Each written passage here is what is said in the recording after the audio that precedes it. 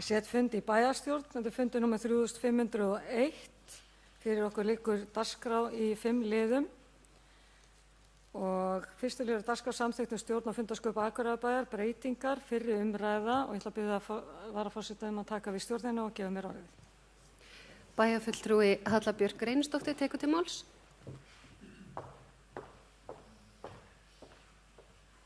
Forseti, ágætu bæjarfulltrúar, hér er komið til fyrri umræðu breytingar og samþykkt stjórn og fundarsköp Akureyrarbæjar. En það eru fyrst og fremst komnar til vegna stjórnsýslubreytinga sem hafa verið samþykktar og koma að fullu til framkvæmda áramót. Stjórnsýslubreytingar fela meðal annars í sér sameiningu sviða og nefnda sem leiðir þá jafnframt til tilfærslu á verkefnum. Ég ætla ekki að fara nákvæmlega í minni háttar orðalagsbreytingar, heldur að leggja áherslu á svona stærri breytingar. Í fyrstu 5 köflum samþykktarinnar sem snúa að skipun og störfum bæjarstjórnar og bæjarráðs eru minni háttar breytingar gerðar. Ætla þá að nefna eina breytingu þar en þar er tiltekið hvar bæjarstjórnarfundir skuli fara fram og eins og við mörg munum að fyrir ekki svo mörgum árum fóru bæjarstjórnarfundir fram í Ráðhúsinu á 4. hæð en þegar sú hæð var tekin undir aðra starfsemi færðust fundirnir hingað inn í Hof. Nú hafa verið gerðar miklar breytingar á fyrsta hæð í Ráðhúsi og tillaga að færa bæjarstjórnarfundina þangað inn aftur. Í 6. kafla sem fjallar nefndir, ráð og stjórnir aðrar en bæjarráð eru lagðar til nokkrar breytingar og ég ætla aðeins að fara yfir þær. Í 48. grein A-lið þar sem fjallað er bæjarráð og kosningu fulltrúa til 1 árs er bætt við verkefnin og segir þá með leyfi forseta. Bæjarráð fer með fjárhagsmálefni bæjarins samanber 33. grein samþykktar þessarar, kjaramál, málefni stjórnsýslu, innra stjórnsýsluskipulag Akureyrarbæjar og svo er bætt við framkvæmd laga jafna stöðu og jafnan rétt kvenna og karla nr. 10/2008, framkvæmd mannréttindastefnu Akureyrarbæjar, menningar og atvinnumál, málefni íbúalýðræðis og hverfisnefnda. Þá er lagðar til umtalsverðar breytingar á B-lið þar sem frístundaráð, stjórn Akureyrarstofu og fræðsluráð í þeirri mynd sem er núna er lagðar niður og í staðinn koma nýtt ráð. Númer 1. Fræðslu- og lýðheilsuráð, 5 aðalmenn og 5 til vara. Ráðið annast málefnis grunnskóla samkvæmt 6. grein grunnskólalaga nr. 91/2008, málefni leikskóla samkvæmt 4. grein laga leikskóla nr. 90/2008, málefni tónlistarskóla samkvæmt 2. grein laga fjárhagslegan stuðning við tónlistarskóla nr. 75/1985, tómstundamál, málefni íþrótta og hollrar hreyfingar, málefni íþróttamannvirkja, málefni sem snýr að lýðheilsu og forvörnum og er bæjarstjórn til ráðuneytis áfengis- og vímuvarnarmál. 2. Yfirkjörstjórn, 3 aðalmenn og 3 til vara samkvæmt 17. grein kosningalaga nr. 112/2021. Yfirkjörstjórn sveitarfélagsins fer með verkefni samkvæmt A, B, C og E-lið. 1. málsgrein 14. greinar kosningalaga nr. 112/2021. Þá koma umhverfis- og mannvirkjaráði, 5 aðalmenn og 5 til vara. Ráðið fer með fasteignir Akureyrarbæjar, málefni slökkviliðs Akureyrar, strætisvagna Akureyrar, málefni umhverfismiðstöðvar, Lystikars, Hlíðarfjalls, málefni laga búfjárhald, umhverfismál, náttúruvernd og sorpmál. Velferðarráð, 5 aðalmenn og 5 til vara. Velferðarráð fer með stjórn og framkvæmd félagsþjónustu samkvæmt 5. grein laga félagsþjónustu sveitarfélaga nr. 40/1991. Stjórn málefna aldraðra, þjónustu við fatlað fólk með langvarandi stuðningsþarfir nr. 38/2018 og framkvæmd laga húsnæðismál nr. 44/1998, önnur en fjárhagsmál sem heyra undir bæjarráð. Það er að koma C-lið. C-liður er síðan tilnefningar þingfulltrúa hjá samtökum sveitarfélaga og í stjórnir. En eins og munið þá fórum við að sameina atvinnuþróunarfélagin og Eyþing í SSNE. Fyrsti liður undir því er þá almannavarnanefnd og hann er óbreyttur. Annar liður, samtök sveitarfélaga og atvinnuþróunar á Norðurlandi eystra. 2 aðalmenn og 2 til vara, samþykktir fyrir SSNE frá 15. nóvember 2019. Þessi stjórnarmenn skulu kosnir til 4 ára í upphaf hvers nýs kjörtímabils sveitarstjórnar. 3. Umdæmisráð barnaverndar Eyjafjarðar, 3 aðalmenn og 3 til vara samkvæmt 11. grein barnaverndarlaga nr. 80/2002. Aðrir liðir óbreyttir nema að liðir öldungaráð og samráðshóp málefni fatlaðs fólks eru fluttir til og verða þá og heita aðrar nefndir sem stofnaðar verða lögum samkvæmt. Og að lokum 52. grein breytingar þar ráðningu annarra starfsmanna. Þar tekið út samráð við viðkomandi fagráð. Aðrar breytingar eru óverulegar. Þetta hér lagt fram til umræðu og ég legg síðan til að þessu verði vísað til seinni umræðu í bæjarstjórn. Bæjarfulltrúi Halla Björk Reynisdóttir hefur lokið máli sínu og færi inn aftur stjórn fundarins. Takk fyrir það, orðið laust. Næst tekur til máls bæjarfulltrúi Hilda Jana Gísladóttir.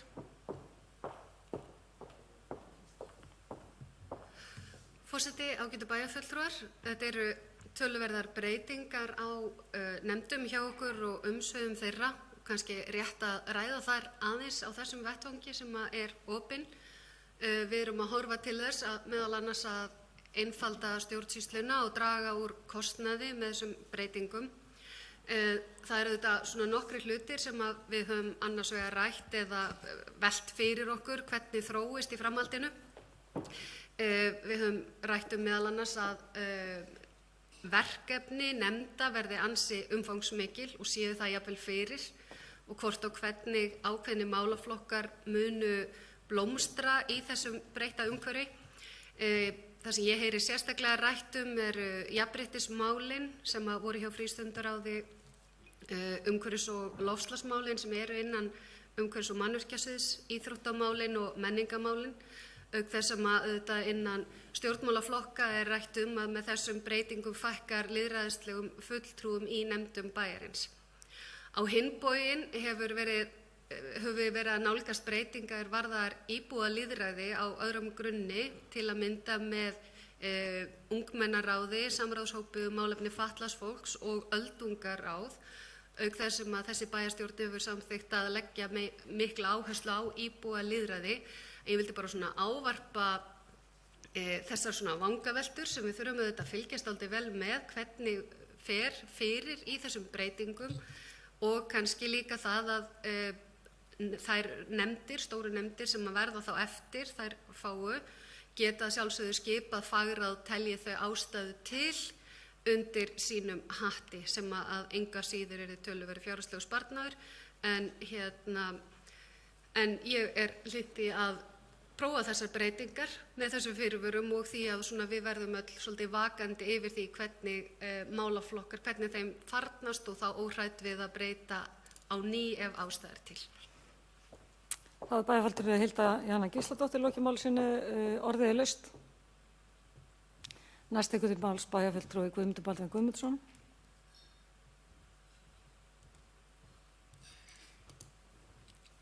Forseti, ágætu bæjarfulltrúar, ég vil bara fagna því að við séum að taka þessa samþykkti hér til umræðu og bara samþykkta. Þetta verður víst að taka fyrir 2 umræðum hér í bæjarstjórn, en þetta náttúrulega hluti af þeirri breytingu sem við höfum verið að fara í gegnum í stjórnsýslunni. Við hófum þessar breytingar á síðasta kjörtímabili og þetta var löng vegferð, við gerðum ákveðnar breytingar og það var að mínum mati á þeim tíma ekki gengið nógu langt, en við erum núna með þessum breytingum sem við erum að gera í dag, þá erum við að þeim breytingum sem við höfum verið að gera á stjórnsýslunni og þá með samþykkta breytingum sem við erum að taka hér fyrir í dag, stíga stærri skref eða þau skref sem við ætluðum að stíga í upphafi og mun leiða til að mínum mati meiri skilvirkni og einfalda stjórnsýsluna sem var megin markmið með þessum breytingum.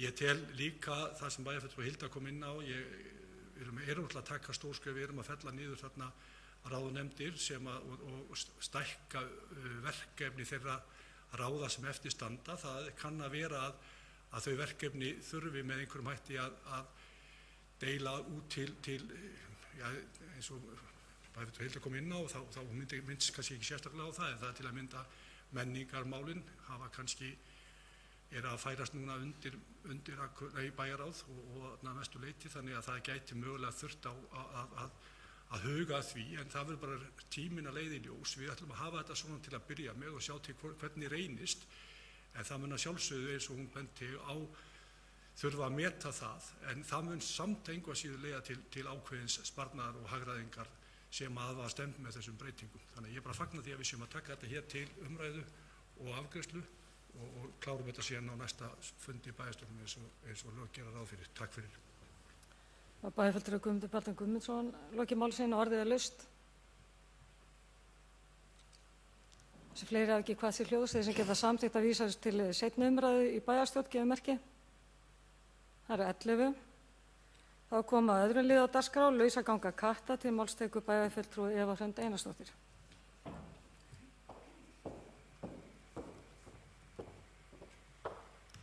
Forseti, ágætu bæjarfulltrúar. Síðan að ég byrjaði að starfa í pólitík fyrir alltaf 8 árum síðan, þá hafa það verið skipulagsmál, snjómokstur og lausaganga katta. Það eru þau mál sem oftast hafa verið rædd við mig síðan þessi ferill hófst hjá mér hér í bæjarstjórn. Og það hefur ekki farið fram hjá neinu okkar að það hefur verið mikil umræða þessi mál, bæði í fjölmiðlum og á samfélagsmiðlum núna, ekki síst núna síðastliðin 2 ár. Og oftast það vegna þess að kettir verða öðrum en eigendum sínum til ama á einhvern hátt. Og ef ég vísa í nokkur dæmi sem koma af netinu, lýsingar sem ekki óalgengar, að kettir sé að breyma næturnar, halda fyrir fólki í vöku, þeir sé að gera þarfir sínar þar sem þeim sýnist, einkum í sandkassa, blómabeð og matjurtagarða, rispa bíla, séu ofnæmisvaldar, farin í híbýli annarra en eigenda og valda stundum þar skemmdum, fara upp í barnavagna hjá sofandi börnum og valda sumum hræðslu og ótta og síðan ekki síst skaðvaldar fyrir fuglalíf. Og þetta bara beint tekið upp úr umræðum af netinu eða fréttaflutningi. En þó ég sé að þylja þessi atriði upp, að þá það ekki að ástæðulausu að mannfólk vill hafa ketti sem gæludýr. Og þeir geta verulega haft mjög jákvæð áhrif og dregið til dæmis úr einmanaleika, ýtt undir vináttu og væntumþykju og vellíðan. Og síðan eins og við öll vitum að þá draga kettir úr músa og rottufaröldrum. Þarna má því segja að séu 2 pólar og oft hörð umræða á milli þeirra sem vilja leyfa lausagöngu katta og þeirra sem vilja ekki heimila lausagöngu katta. Við sem hér sitjum erum þau sem mörkum reglur og samþykktir hvað þessi mál varða. Og því mikilvægt að við tökum umræðuna og mörkum stefnu sem flestir mega vel við una. Og eins og umræðan hefur verið, þá marka má á þeim að annarkvort séu samþykktir sem við erum með í dag ekki að duga til eða við séum ekki að ná að vinna nógu vel eftir þeim samþykktum sem við höfum sett. En í dag erum við með samþykkt kattahald í 17 liðum. Í henni kemur fram að á sumum stöðum sveitarfélagsins, það er Hrísey og Grímsey, lausaganga katta bönnuð og meira að segja eignarhald bannað í Grímsey. Og það þá ekki síst gert í þeim tilgangi að vernda þar fuglalíf. Í samþykktunum tekið fram að skylda sé að skrá og fá leyfi fyrir dýrahaldi katta, en eins og við höfum rætt hér áður, þá vitum við að hér í bæ eru mun fleiri kettir heldur en nokkuð tíma hann hafa verið skráðir. Og samkvæmt nýjustu tölum hefur aðeins bæst skráningar en ekki í neinu samræmi samt ennþá við þann fjölda sem við teljum að hér sé. Þannig að skráningar gefa engan veginn rétt á þá mynd hversu verkefnið umfangsmikið. Ég hef eytt deginum í dag og í gær að skoða samþykktir annarra sveitarfélaga. Þær eiga flestar samhljóm að einhverju leyti en eru þó að einhverju leyti misjafnar. En eins og við vitum hér og margir vita að þá í Norðurþingi eða á Húsavík það lausaganga katta bönnuð. Þar þarf fólk að greiða leyfisgjöld en inn í þeim eru tryggingar sem sveitarfélagið sér að greiða. Þar eru viðurlög við því að kettir ganga lausir og þurfa þá eigendur að greiða fjárhæð og hækkar fjárhæðin eftir 3 skipti sem að sama kettin með náð. Ég hef samt séð eftir að hafa lesið fundargerðir hjá þeim fyrir austan og lesið í fjölmiðlum að alveg eins og hér þá eru skiptar skoðanir samt sem áður á lausagöngu katta. Það er líka misjafn fjöldi þeirra katta sem eiga að vera á heimili eftir sveitarfélögum. Hjá okkur er heimilt að vera með 3 ketti á heimili, en á Dalvík það til dæmis 2. Þannig að það er spurning hvort að þarna sé atriði sem við ættum að ræða og hugsanlega endurskoða ef við teljum þörf á. Varðandi skráningu á köttum þá hafa sumir bent á það sé hindrun að aðilar þurfa að vera búin að tryggja það áður en að þeir geta sótt leyfi. Nú þekki ég ekki alveg sögu þess af hverju það er í okkar samþykktum að fara sér fram á það, en það er kannski einhverjir hér inni sem að þekkja þá sögu betur heldur en ég, en eins og áður sagði þá er þetta öfugt farið á Húsavík, þá er gjaldið fyrir þá borgar fólk leyfisgjald og inni því er trygging innifalli. En ég gat ekki fljótu bragði séð, ég las nú ekki samþykktir hjá öllum sveitarfélögum en nokkrum, ég gat ekki séð annars staðar að þessi krafa væri inni. Í sumum sveitarfélögum er eigendum gert skylt að koma í veg fyrir að kettir séu utandyra að næturlagi og það er til dæmis þannig í Dalvíkurbyggð að þá mega kettir ekki vera utandyra frá klukkan 24 til klukkan 7 á morgnana.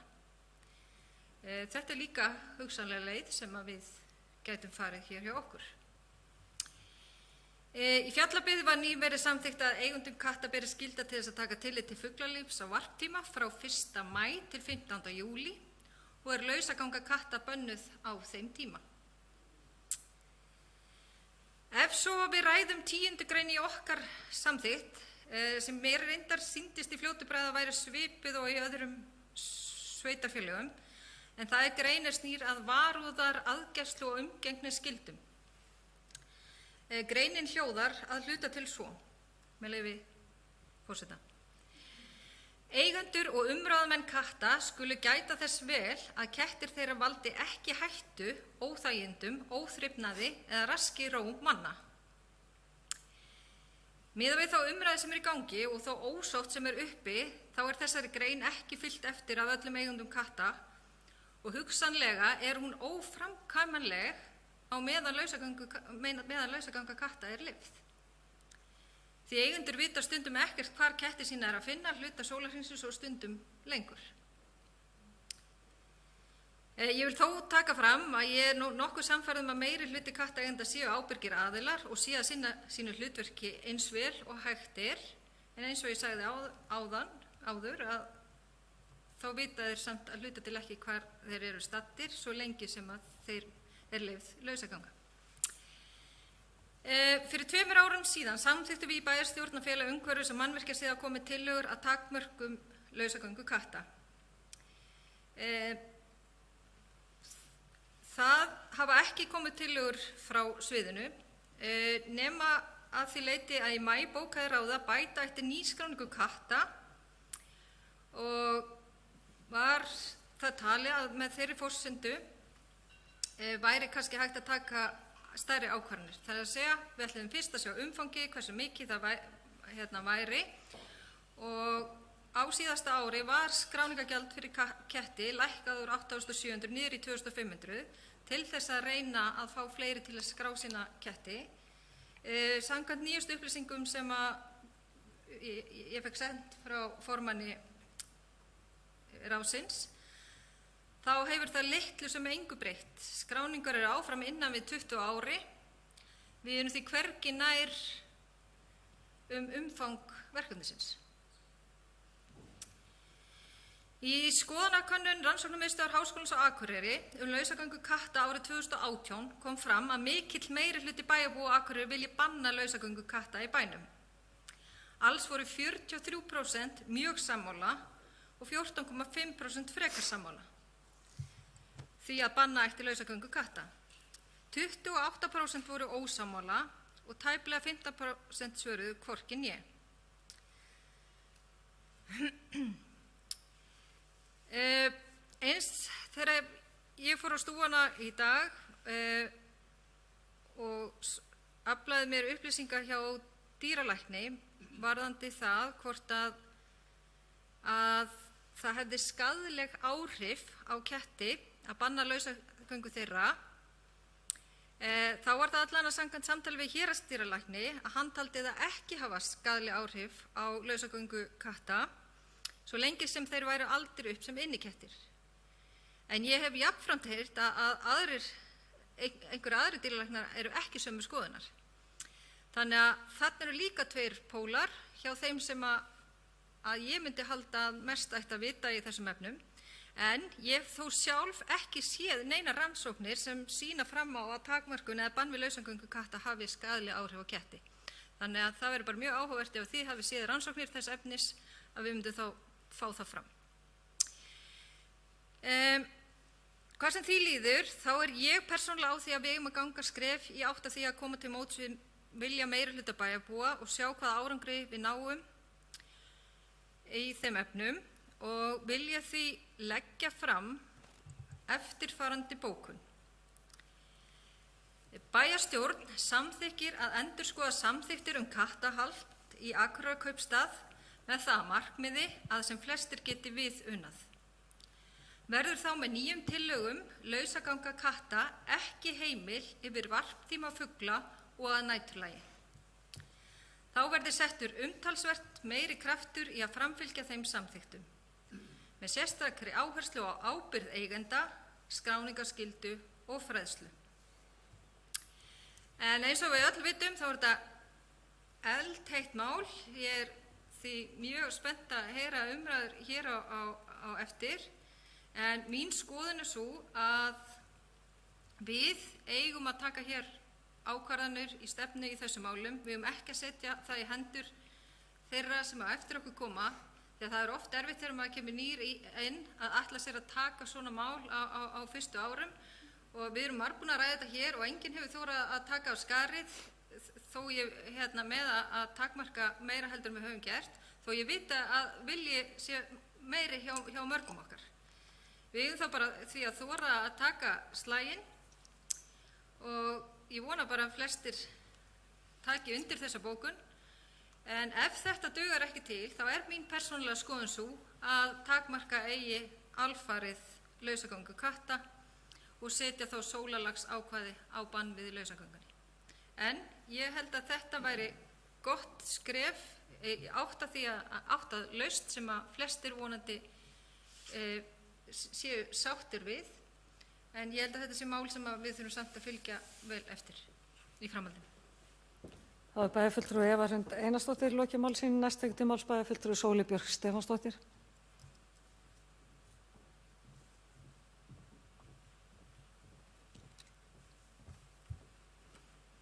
Forseti, ágætu bæjarfulltrúar, ég vil nú bara þakka bæjarfulltrúa Evu Hrund fyrir að taka þetta mál á dagskrá. Ég hef nú sjálf staðið hérna og líka og vakið máls á þessu vegna þess að ég held að sé einmitt ótrúlega mikilvægt að við tökumst á við kattamálið stóra, af því að einmitt eins og bæjarfulltrúi Eva sagði, það hefur ekki farið fram hjá neinum að það er alls konar ágreiningur í samfélaginu ketti og ég held að þetta er bara flókið mál. Það eru ýmis góð rök fyrir því að kettir séu bara mikilvægur hluti af samfélagi okkar, en það eru líka alveg góð rök fyrir því að þeir séu mjög pirrandi. Þannig að og mér finnst það bara vera okkar hlutverk að reyna að búa til einhvers konar sátt og ég bara fagna þessari tillögu þar sem að við tökum að okkur það hlutverk og það verkefni að gera meiri kröfur á kattaeigendur, að þeir sinni skráningum og þeir beri stífari ábyrgð á dýrunum sínum og einmitt að bærinn líka taki meiri ábyrgð á því að fylgja eftir. Og ég vil til dæmis nefna bara að til dæmis bara það að fylgja því eftir að dýr séu skráð tryggð og það sé skilað inn vottorðum ormahreinsun á hverju ári. Það eru alls konar svona atriði sem að bærinn gæti bara fylgt miklu betur eftir til þess að ýta við kattaeigendum sína ábyrgð. Þannig að ég er bara ofboðslega sátt við þetta. Ég veit að það verður mjög erfitt fyrir marga ketti að vera inni yfir varptíman, en ég held samt að þetta sé bara eitthvað sem að kattaeigendur verða að sætta sig við fyrst að málið er komið í þann farveg að það er svona mikið ósætti þessi dýr, að þá verða bara allir að leggja eitthvað á mörkum til þess að reyna að skapa sátt, og mér finnst þessi tillaga bara ágætlega til þess fallin og styð hana. Þá hefur bæjarfulltrúi Sóley Björk Stefánsdóttir lokið máli sínu. Næst tekur til máls bæjarfulltrúi Andri Teitsson.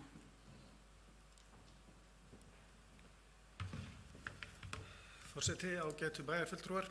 Ég vil líka þakka bæjarfulltrúa Everhund fyrir góða framsögu og yfirgripsmikla umfjöllun málið, og ég tek undir með henni að við þurfum að stíga skref til að takmarka lausagöngu katta. Hún nefndi fjölmörg rök, svo sem öryggi fugla á varptíma og að kettir gera þarfir sínar í blómabeðum og þeir hafa háað nætur, og þetta er fyllilega raunhæft að takmarka lausagönguna, eins og var líka rakið bæði innan okkar sveitarfélags í tilteknum hverfum eru nú þegar takmarkanir í gildi og fleiri sveitarfélög voru nefnd. Ég vil líka benda á að takmörkun á lausagöngu katta er ekki bann við útiveru þeirra. Sumt fólk fer í gönguferð með kött í bandi og það er líka hægt að hafa kött út á lóð hjá sér og í bandi. Þannig að ég styð þá bókun sem að bæjarfulltrúi Eva leggur hérna fram. Takk. Það er bæjarfulltrúi Andri Teitsson lokið máli sínu. Næst tekur til máls bæjarfulltrúi Gunnfríður Elín Hreiðarsdóttir.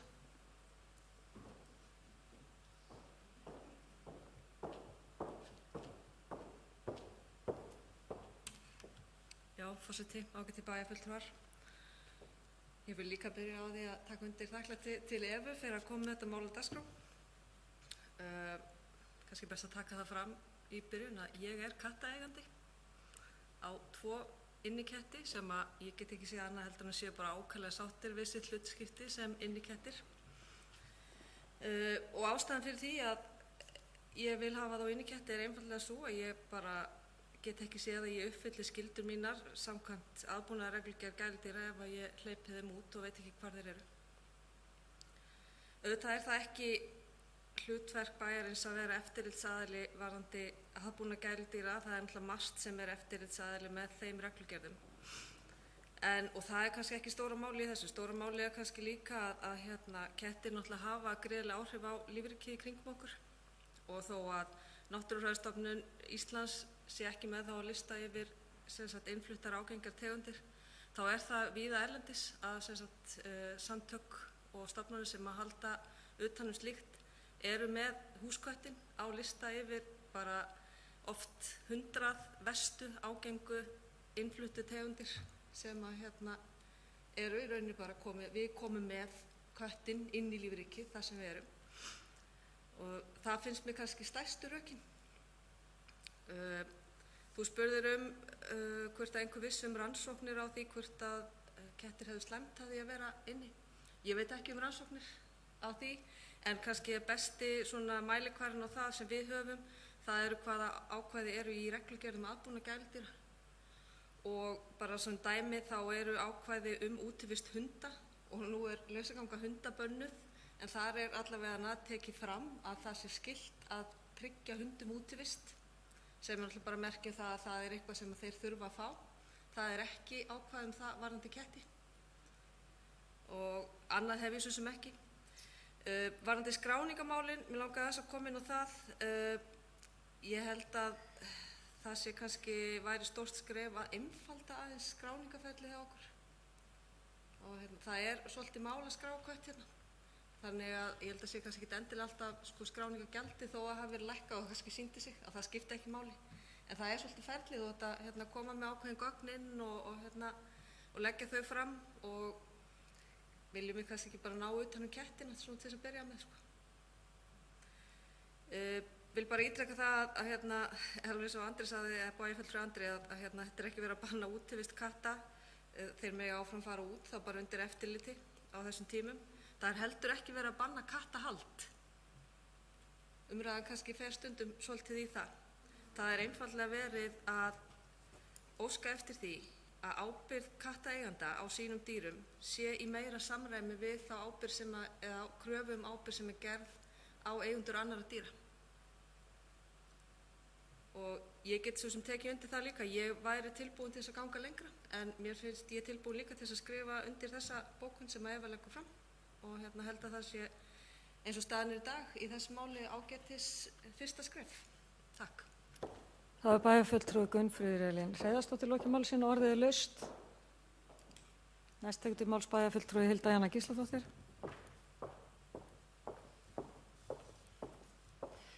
Forseti, ágætu bæjarfulltrúar, ég vil líkt og aðrir þakka bæjarfulltrúi Evu fyrir að taka máli hérna á dagskrá til umræðu og teka eiginlega bara heils hugar undir vel flest sem að hún kom fram með.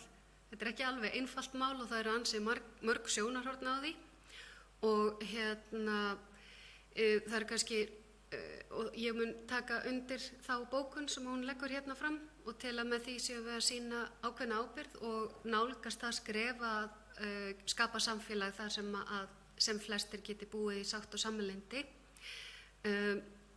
Það er þetta búið að vera mjög fróðleg umræða og svona að reyna að kynna sér þessi mál að sko annars vegar er það hversu mikla breytingar eru á því hversu mikið fólk sækir í að eiga gæludýr eitt og sér, bursi frá sko því hvort þau eru úti eða ekki.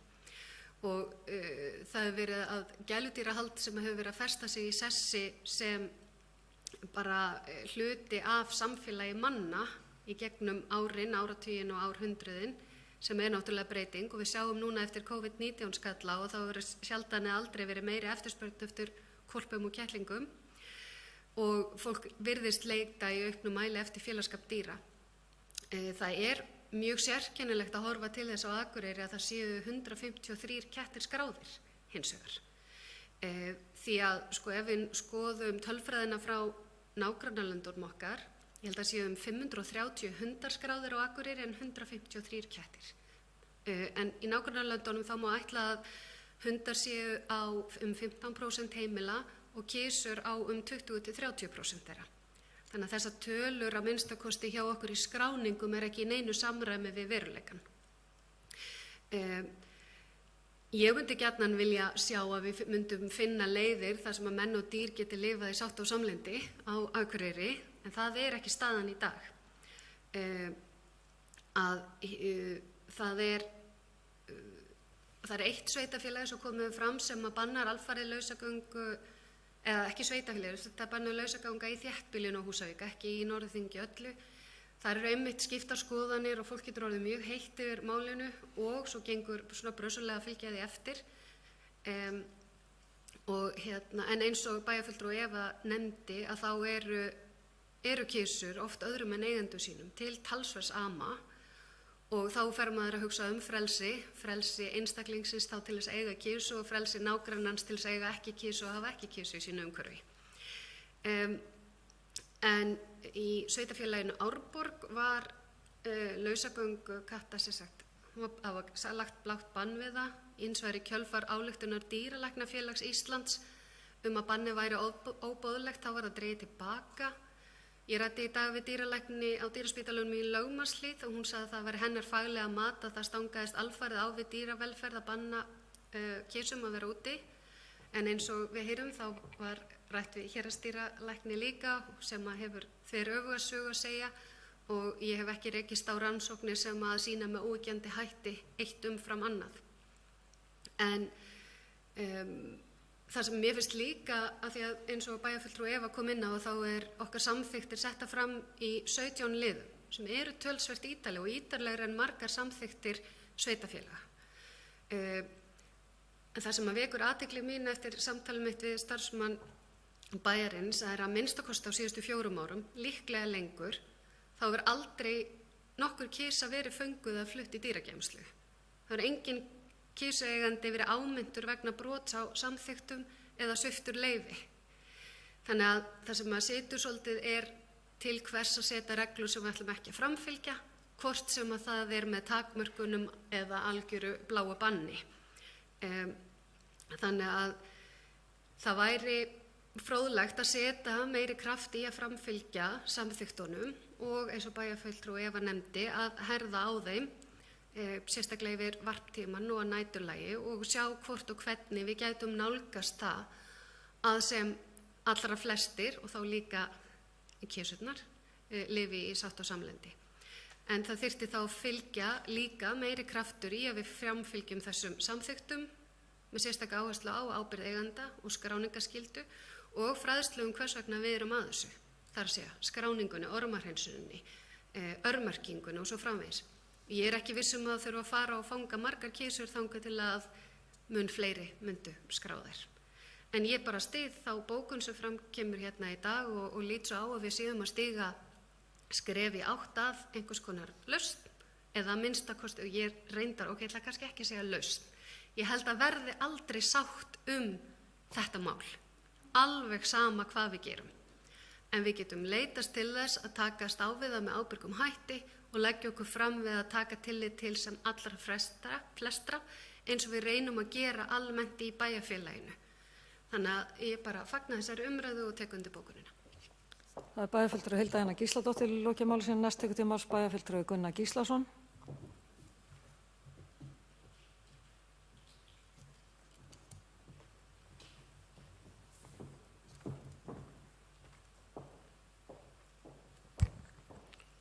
Forseti, ágætu bæjarfulltrúar, ég vil bara taka undir með aðri sem hér hafa komið upp og þakka bæjarfulltrúa Evu Hrund fyrir að vekja máls á þessu máli. Það er alveg rétt að það er búið að ræða þetta margoft í umhverfis- og mannvirkjaráði og meðal annars meðan ég satt þar og mér komist aldrei að niðurstöðu. Ég velti því hins vegar fyrir mér í öllu þessu máli, af því að við erum í ketti sem er í raun og veru.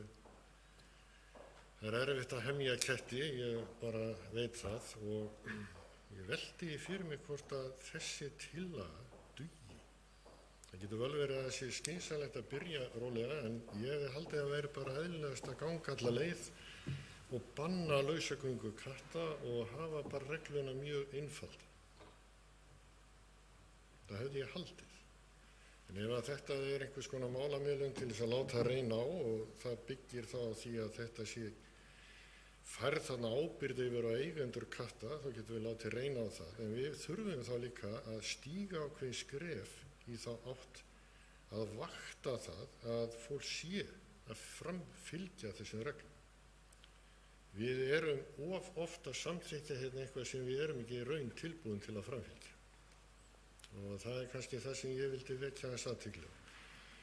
En ég get svo sem alveg samþykkt þetta en ég hefði viljað ganga lengra. Það er alveg á hreinu. Því ég held að það sé miklu gáfulegra að hafa bara hreint borð í þessu. Takk. Það er bæjarfulltrúi Gunnar Gíslason loki máli sínu. Næst tekur til máls bæjarfulltrúi Guðmundur Baldvin Guðmundsson.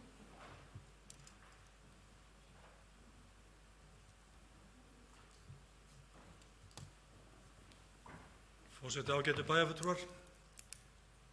Það er kannski að bera í bekkafullan lækinn að fara að þakka Evu enn og það er allir búin að þakka bæjarfulltrúi Evu fyrir að taka þetta mál á dagskrá en einhvað sér skemmtilegt til þess að hugsa að þetta mál hefur ekki verið rætt hér í 10 ár í bæjarstjórn og þarna skal ég segja nema undir sérstöku máli.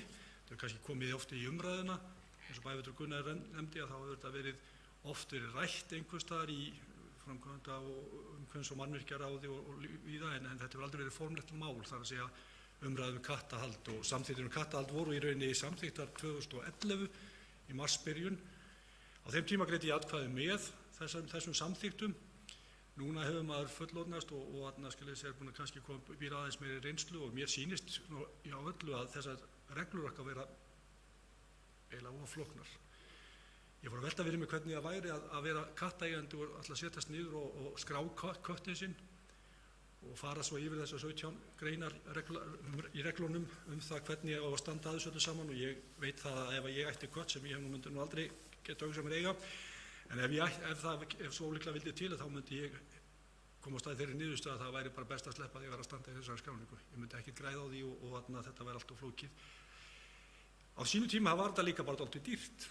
2011 þetta var samþykkt þá mann minni með að skráningargjaldi hefði verið 10.000 krónur og eftirlitsgjaldi 6.000. Nú erum við komið skráningargjaldi í 2.500 og eftirlitsgjaldi í 2.500. Ég man ekki af hverju að þessari gjaldskrá var breytt, sennilega hefur verið gerð athugasemd við að þetta ætti bara að standa undir kostnaði sem af þessu hlýtist og þess vegna hefur þetta gjald verið lækkað en En ég get ímyndað með það að 2.500 krónur á skráningargjald og það sinnum 150 og eitthvað ketti, að það gefur ekki mikið í kassan og það akkurat leiðir til þess að það verður ekki svo einfalt að fylgja þessum reglum eftir. Það er að segja, og það er bara þannig að eins og bæjarfulltrúi Hilda benti á það, eða ekki bæjarfulltrúi Hilda, sem benti á það að það hefði ekki verið handsama einn köttur hér á síðustu árum og það hefði ekkert verið vegna þess einfallega vegna þess að það er dýrt að halda út í eftirliti þegar ekki eru fleiri að greiða. Þess vegna ég pínlíti á þeirri skoðun að það væri einfaldast að gera eins og bæjarfulltrúi Gunnar benti á að bara banna lausagöngu katta alfarið. Það myndi gera eftirlitið allt auðveldara.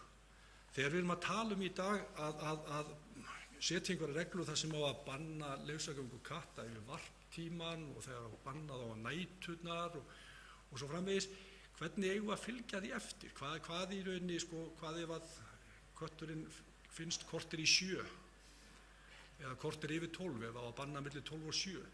Þetta er svona dæmi það hversu erfið það getur verið að fylgja eftir þegar reglurnar eru flóknar. Og það kostar líka peninga. Þannig að einfaldast held ég nú að væri að ef að menn væru að hugsa það að hvernig þetta ætti að vera, þá held ég einfaldast væri bara að banna lausagöngu katta alfarið vegna þess að þá væri hægt að hafa eftirlitið og þá væri hægt að segja bara kettir sem eru í lausagöngu, þeir eru ólöglegir og það væri þá að handsama þá og krefja þá eigendur greiðslu vegna þess að það eins og hefur komið fram hér í máli bæjarfulltrúa og þá eru menn ekki að tala að banna kattahald, hins vegar að vera að banna lausagöngu katta. Þannig að ég svona pínlítir á því að það væri skynsamlegast að ganga bara alla leið og banna lausagöngu katta.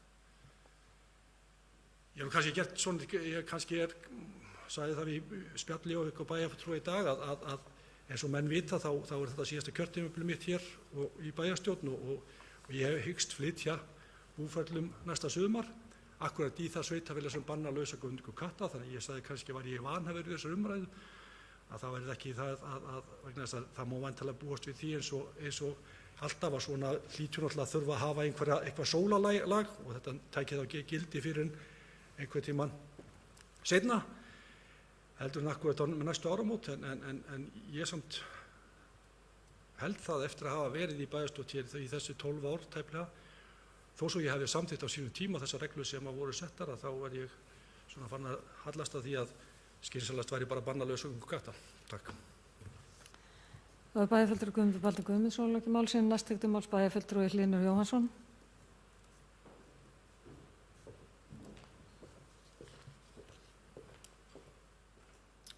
Forseti, ágætu bæjarfulltrúar, kæru gestir. Ég ætla nú ekki að lengja þetta mikið, ég hef fræðist mikið í dag ketti, mér er ekki vænt ketti, ég hef gaman að þeim. En ég er svo algjörlega sammála bæjarfulltrúa Guðmundi og bæjarfulltrúa Gunna að við eigum að ganga alla leið í þessu. Ég sé ekki að sé hægt að vera með einhver svona takmarkanir og við erum að búa til einhverja reglu sem er vonlaust að fylgja eftir og vera að fjölga þeim hjá okkur í bænum finnst mér bara glórulaust. Og bæjarfulltrúi Gunnfríður fræddi mér nú enn meira hérna áðan með ýmsum sögum sem ég hef ekki heyrt. Þannig að ég vil bara leggja til að við bönnum lausagöngu katta því að það er ekki verið að ganga á rétt eins þar. Fólki sem heldur ketti má hafa það áfram, það má vera með það úti, fara með það göngutúr, má hafa það í garðinu sínu lausa í bandi. Það er ekki verið að banna neinu neitt, en það er verið að koma í veg fyrir þessi kettir amist á upp á hina sem eru pirraðir yfir þessu og eins þessa fugla sem hafa engan málsvara hér inni. Þannig að ég legg til og kem bara með á tillögu að við bönnum lausagöngu katta hér á Akureyri frá og með 1. janúar 2023. Takk. Það er bæjarfulltrúi Hlynur Jóhannsson lokið máls sínu, orðið er laust. Næst tekur máls bæjarfulltrúi Hilda Jana Gísladóttir.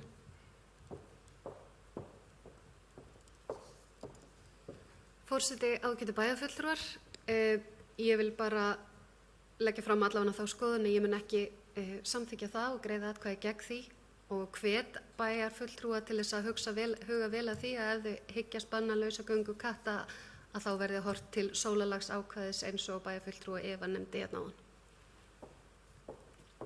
Það er bæjarfulltrúi Hilda Jana Gísladóttir loki máls sínu, næst tekur til máls bæjarfulltrúi Gunnfríður Elín Hreiðarsdóttir.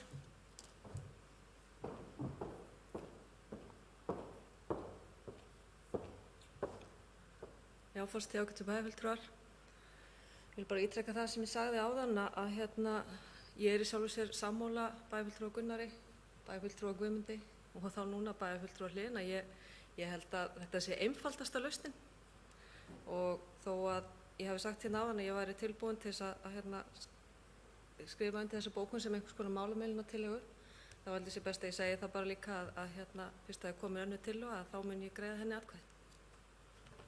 Bæjarfulltrúi Gunnfríður Elín Hreiðarsdóttir loki máls sínu, orðið er laust. Næst tekur til máls bæjarfulltrúi Eva Hrund Einarsdóttir.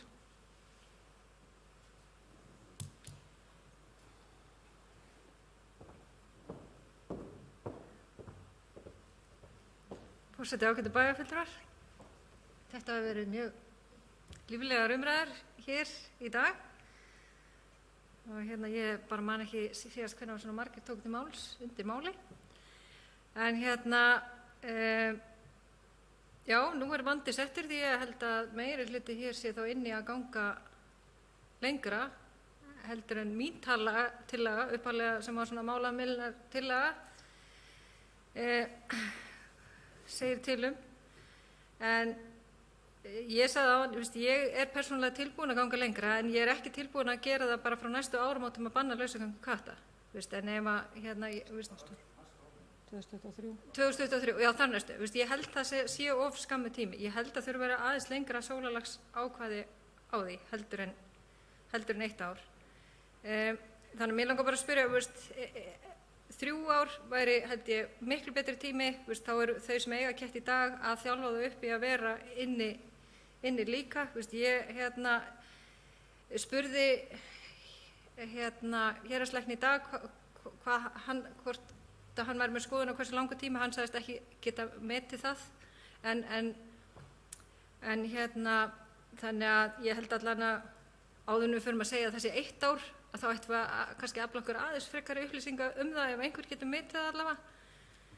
En ef að bæjarfulltrúi Hlynur er til að lengja þennan tíma aðeins þá er ég tilbúin að taka undir það bókun en ég er samt af því að annað sem stóð í minni bókun eigum við líka að gera.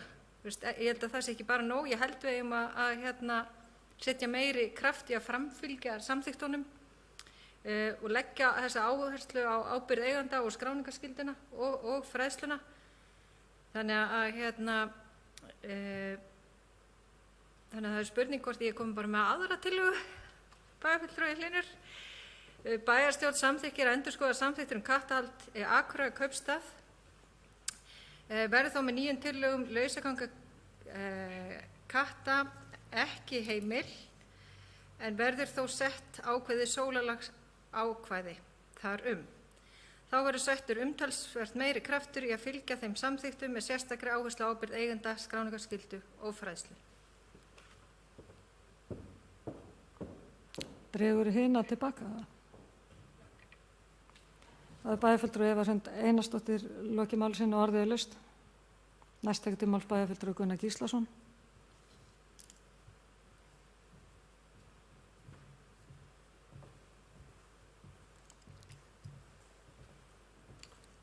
Forseti ágætu bæjarfulltrúar.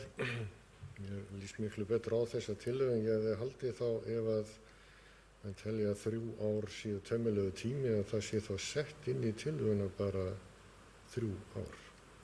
Og við setjum markið og ef að næsta bæjarstjórn vill breyta þessu bara gerum við það, en það er þá allavega búið að setja þetta mark. Ég held að það sé eðlilegt að við gerum það frekar en að hafa þetta alveg opið.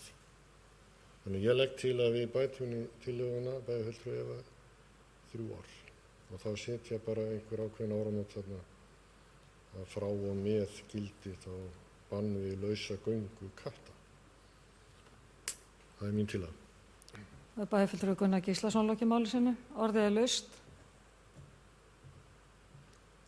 Næst tekur til máls bæjarfulltrúi Hilda Jana Gísladóttir.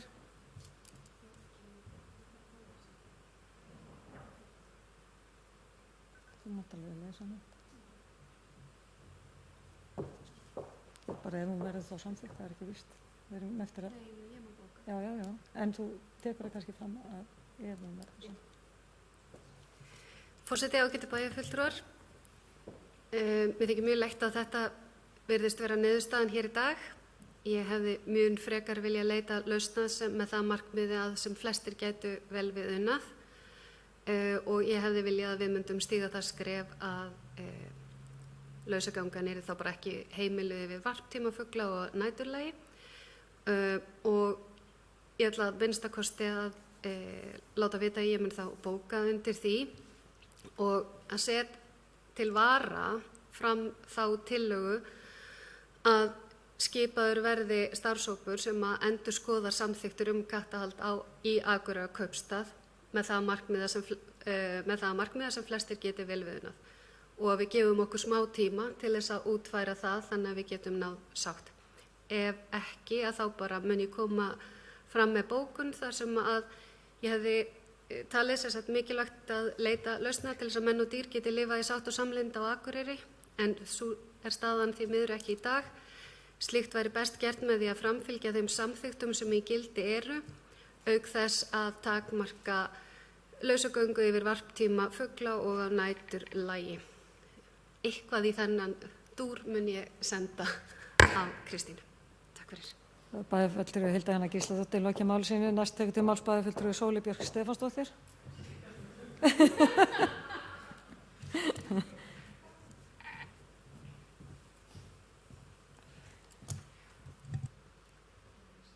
Forseti, ágætu bæjarfulltrúar, mér finnst bara pínleiti leiðilegt að vegna þess að við sem bæjarfélag höfum ekki haft það í okkur að sinna okkar skyldum og fylgja eftir þeim samþykktum sem við höfum, að þá séum við komin út í þessa stöðu. Mér finnst bara við ekki vera að gera það sem við eigum að vera að gera og að því að var rætt kostnað þá eru þetta ástæðan fyrir því að leyfisgjaldið var lækkað held ég örugglega svo að það var ekki hægt að sýna fram og að væri verið að nota peningana í þjónustu við þá sem greiddu það eins og okkur ber að gera lögum samkvæmt og það er alveg klárlega hægt að innheimta eðlilegt gjald af dýrahaldi sem að rennur þá til þess að standa undir kostnaði við eftirlit. Þannig að mér finnst þau rök eru algjörlega ógild í mínum huga að þetta sé spurning kostnað. Og mér finnst bara leitt að við sem bæjarstjórn sem ætlum ekki að gera okkar besta til þess að ná sátt þetta mál. Það er bæjarfulltrúi Sóley Björk Stefánsdóttir lokið máli sínu. Næst tekur til máls bæjarfulltrúi Heimir Haraldsson.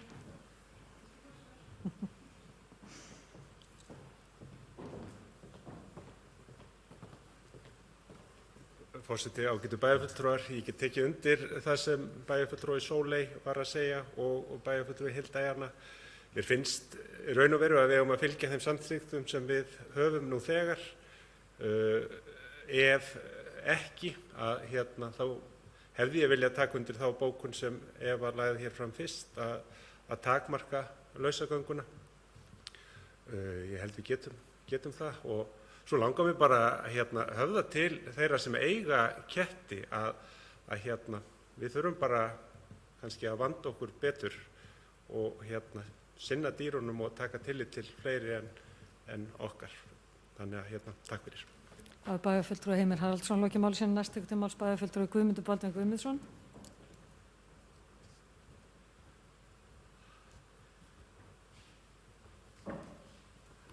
Forseti, ágætu bæjarfulltrúar, það verður nú að vera svolítið skemmtilegt. Við byrjum með hæverska bókun frá bæjarfulltrúa Evu svona hálfgerða málamiðatillögu.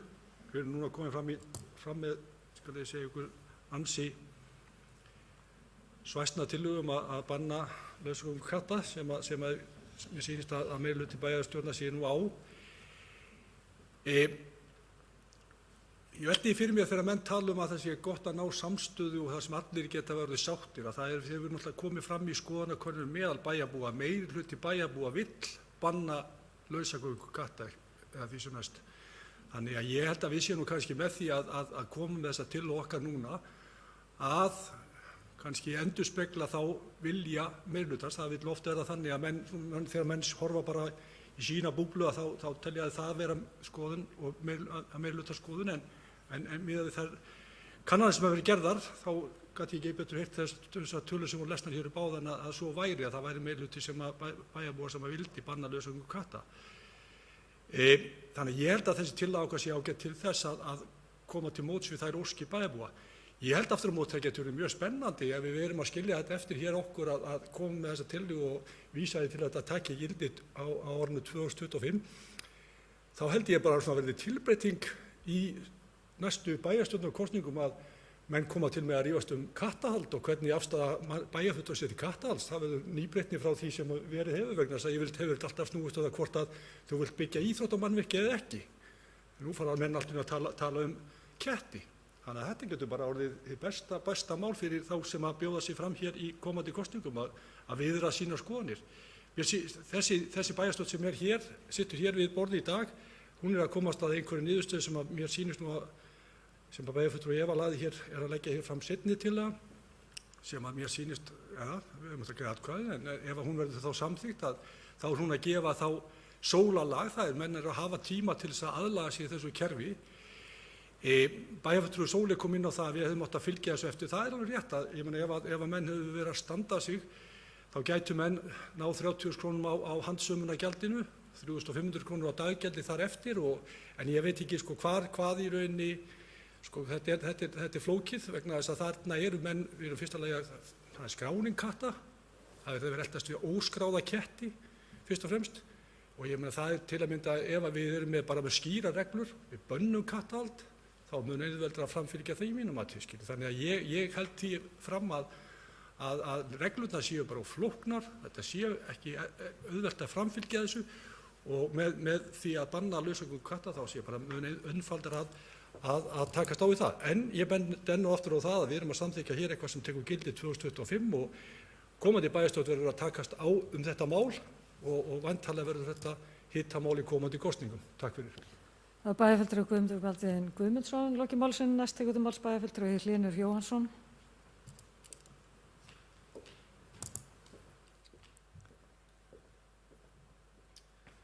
Forseti, ágætu bæjarfulltrúar. Ég ætla nú ekki að setja mig upp á móti 2025, ég finnst það svolítið langt sko, en að því að Eva nefndi hann sjálf, bæjarfulltrúi Eva hér áðan að þessi blessaði dýralæknir, hann gat nú ekki sagt til hversu langa tíma þyrfti til þess að aðlaga sig þessu og ég hef enga trú að við komumst eitthvað nær því alveg saman við hverju við tölum sko. En ég ætla samt ekki að setja mig upp á móti, ég er alveg kattavinur þó ég sé að leggja þetta til. Ég held bara að þetta sé nauðsynlegt og við eigum ekki að hafa þannig að kattaeigendur geti borgað sig frá ábyrgðinni með því að hækka eitthvað gjöld nema ég hafi misskilið svoleið. Þá ekki vera þannig að þeir geti borgað sig einhvern veginn frá því að hækka gjöldin og þá megi vera lausaganga. Við þurfum bara að hafa þetta þannig að kettinni séu bara heima á sér eins og hundar. Ertu að draga þína tillögu tilbaka? Ég ætla að draga mína tilbaka og gefa eftir í þessu. Þetta er ekkert stórt að gefa eftir sko. Ég vildi bara fá einhver að skýra sína á þetta í bæjarstjórn en ekki vera alltaf með eitthvað svona einhverja hálfbaka köku. Takk. Það er bæjarfulltrúi Hlynur Jóhannsson, lokið málsins, næst tekur til máls bæjarfulltrúi Sóley Björk Stefánsdóttir.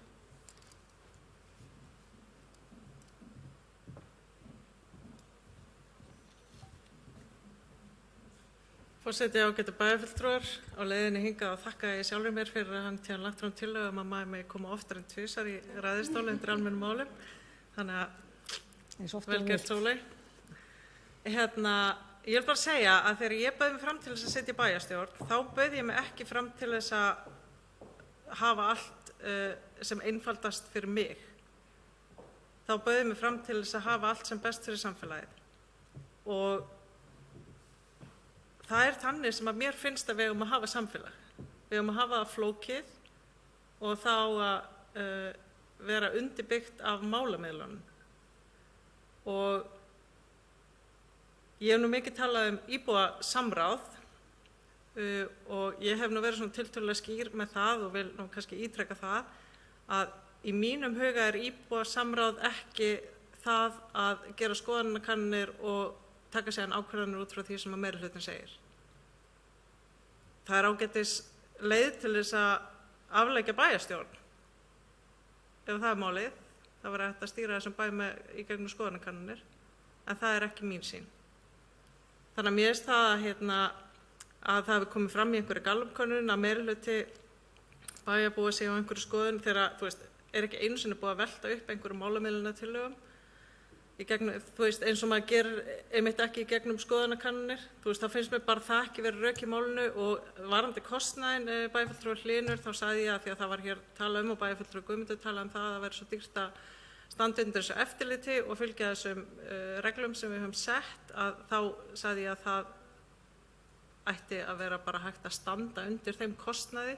Það er með þess að atvinnuskapandi sem að ég er nú haldið að einhver myndi fagna að innheimta gjald, árgjöld og svona handsömunargjöld sem að gætu mjög öðrulega staðið undir þeim kostnaði sem að væri við að fylgja þessu. Mér finnst bara mjög leiðilegt ef að við erum komið þangað að við nennum þessu ekki og það er bara einfaldast að hafa allt svart eða hvítt. Ég er ekki pólitík til þess. Mér langaði til þess að leysa þetta mál og vinna að því að búa til umgjörð sem að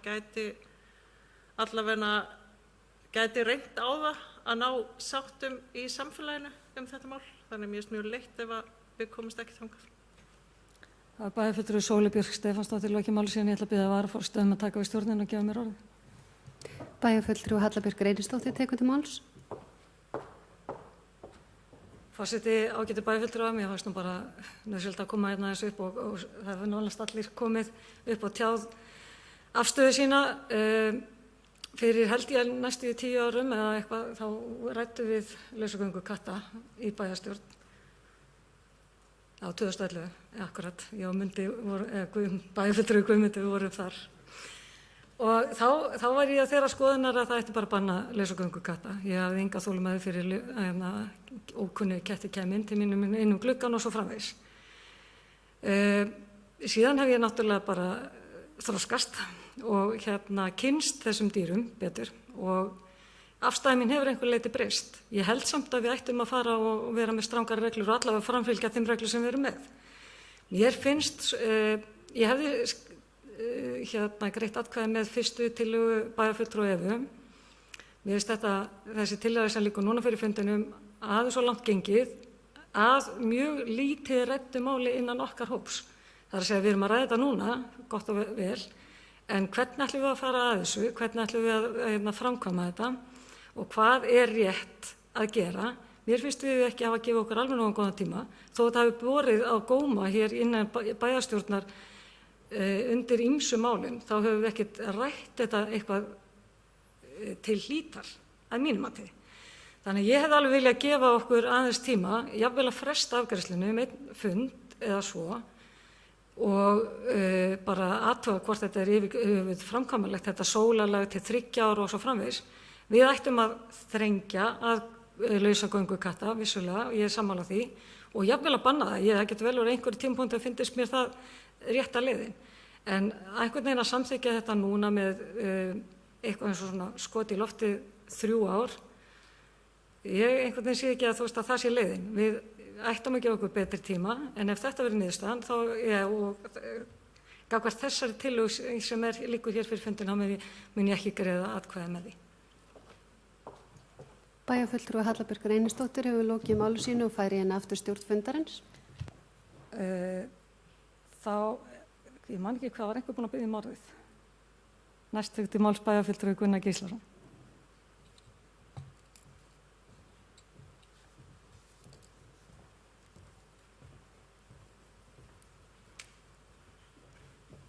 Forseti og ágætu bæjarfulltrúar, þessi umræða er farin að fara út á skrýtna stíga að mínum mati. Ég held að ekkert okkar sem er á því að banna lausagöngu katta sé á því að valta yfir bæjarbúa með einhverju offorsi eða valdi. Þetta snýst bara ekkert það. Málið er hins vegar þannig að við erum kosin hérna inn í bæjarstjórn, meðal annars til að taka ákvarðanir og til að standa við það sem að við höfum lagt fram í kosningum. Stundum er bara nóg að gera einfalda skoðanakannanir til að sjá hvað íbúar vilja. Og ég held að það að ætla sér að fara að fresta þessu einu sinni enn með þeim rökum að við þurfum að taka samræðun og sátt, þá velti ég fyrir mér sátt hvað. Það er fullt af íbúum hérna sem eru mjög ósáttir við það að þurfa að þrífa upp saur eftir ketti úr görðunum sínum með reglubundnum hætti. Og finnst þetta bara ekkert eðlilegt. Það er fullt af íbúum sem kvart undan því að kettir sé að stinga sér inn í glugga hjá þeim á nóttunni, spora þar allt út og jafnvel að koma upp í hjónarúm og vekja þau og hrekkja þau þannig. Þetta er náttúrulega bara eitthvað sem á ekkert endilega þurfa að búa við. Og það getur ekki verið vandamál, það bara getur ekki verið vandamál með ketti að ala þá eins og hunda, að hafa þá inni eða í bandi eða í einhvers konar búri. Ég byggði búri kringum hundi minn til að geta haft hann úti frjálsan. Af hverju mátti ég ekki bara hafa hann lausan og leyfa honum bara að vappa hverfið eins og hverjum öðrum ketti? Ég fatt ekki þessu umræðu, bara fatt hann ekki. Kettir bíta, kettir klóra líka, þeir meiða, alveg eins og hundar geta gert. Þannig ég skil ekki muninn á þessu. Og mínu mati, þá erum við búin að vera að ræða þetta, við erum búin að vera að skoða þetta, við erum búin að vera að velta hérna málum fram og aftur. Nú er bara komin hérna tillaga sem ég tel bara mjög skynsamlega. Fólk fær góðan tíma til að ala kettina sína þannig að þeir geti verið inni og haldið þeim í einhvers konar bandi. Og þetta er bara eitthvað sem við hljótum að geta sæst á. Það er svigrúm. En það hlýtur að vera komið að því að við tökum ákvörðun. Við getum ekki endalaust velt þessu áfram í enn eitt starfshópinn, í enn eina umræðina til að ná samstöðu. Samstöðu hvað? Við erum bara ósammála hérna og ég held að það sé bara komin tími til þess að við bara kjósum þá þetta og niðurstaða verður þá bara niðurstaða. Og málið nær þá bara ekkert lengra. Takk. Það var bæjarfulltrúi Gunnar Gíslason lokið máli sínu. Næst tekur til máls bæjarfulltrúi Gunnfríður Elín Hreiðarsdóttir.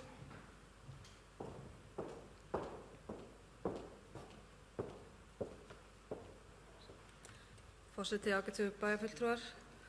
Kannski best ég byrja líka á að þakka Sólu fyrir það. Ég má koma hérna oftar en tvisvar.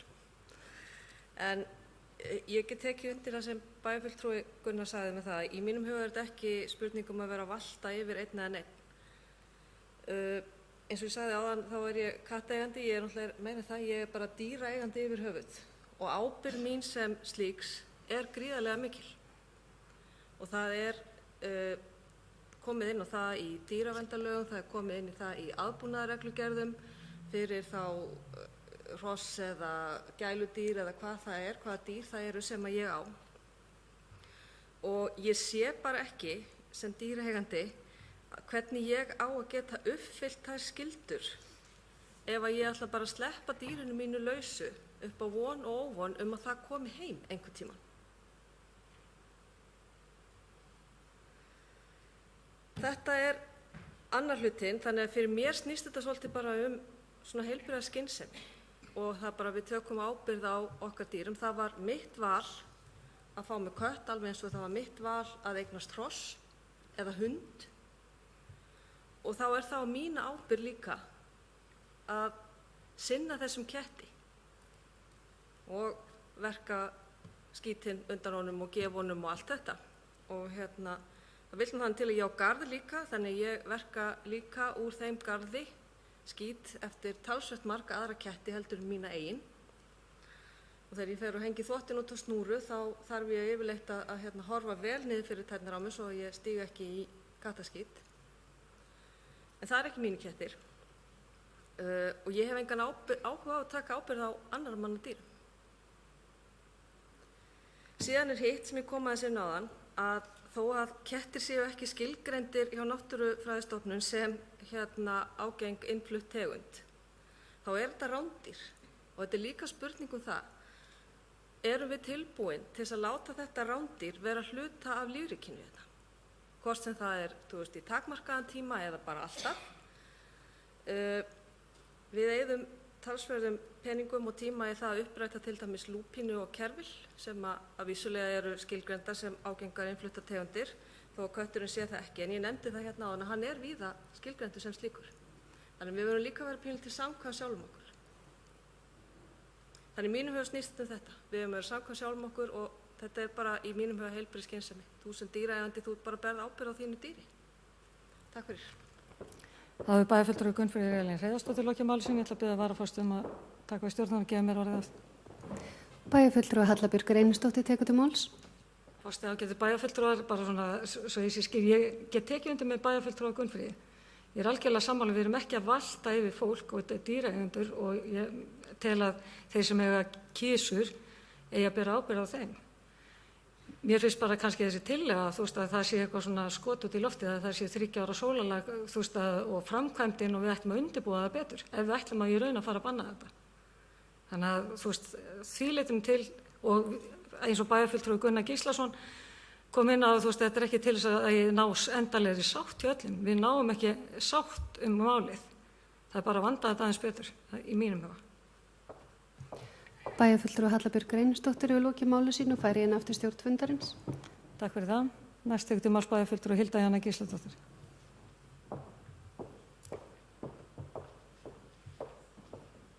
Forseti, ágætu bæjarfulltrúar.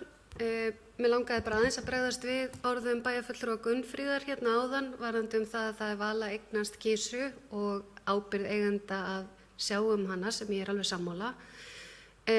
En það líka val að fá sér kísu meðan við gildandi samþykktir og mjög margir sem hafa valið kísurnar sínar upp við að vera úti.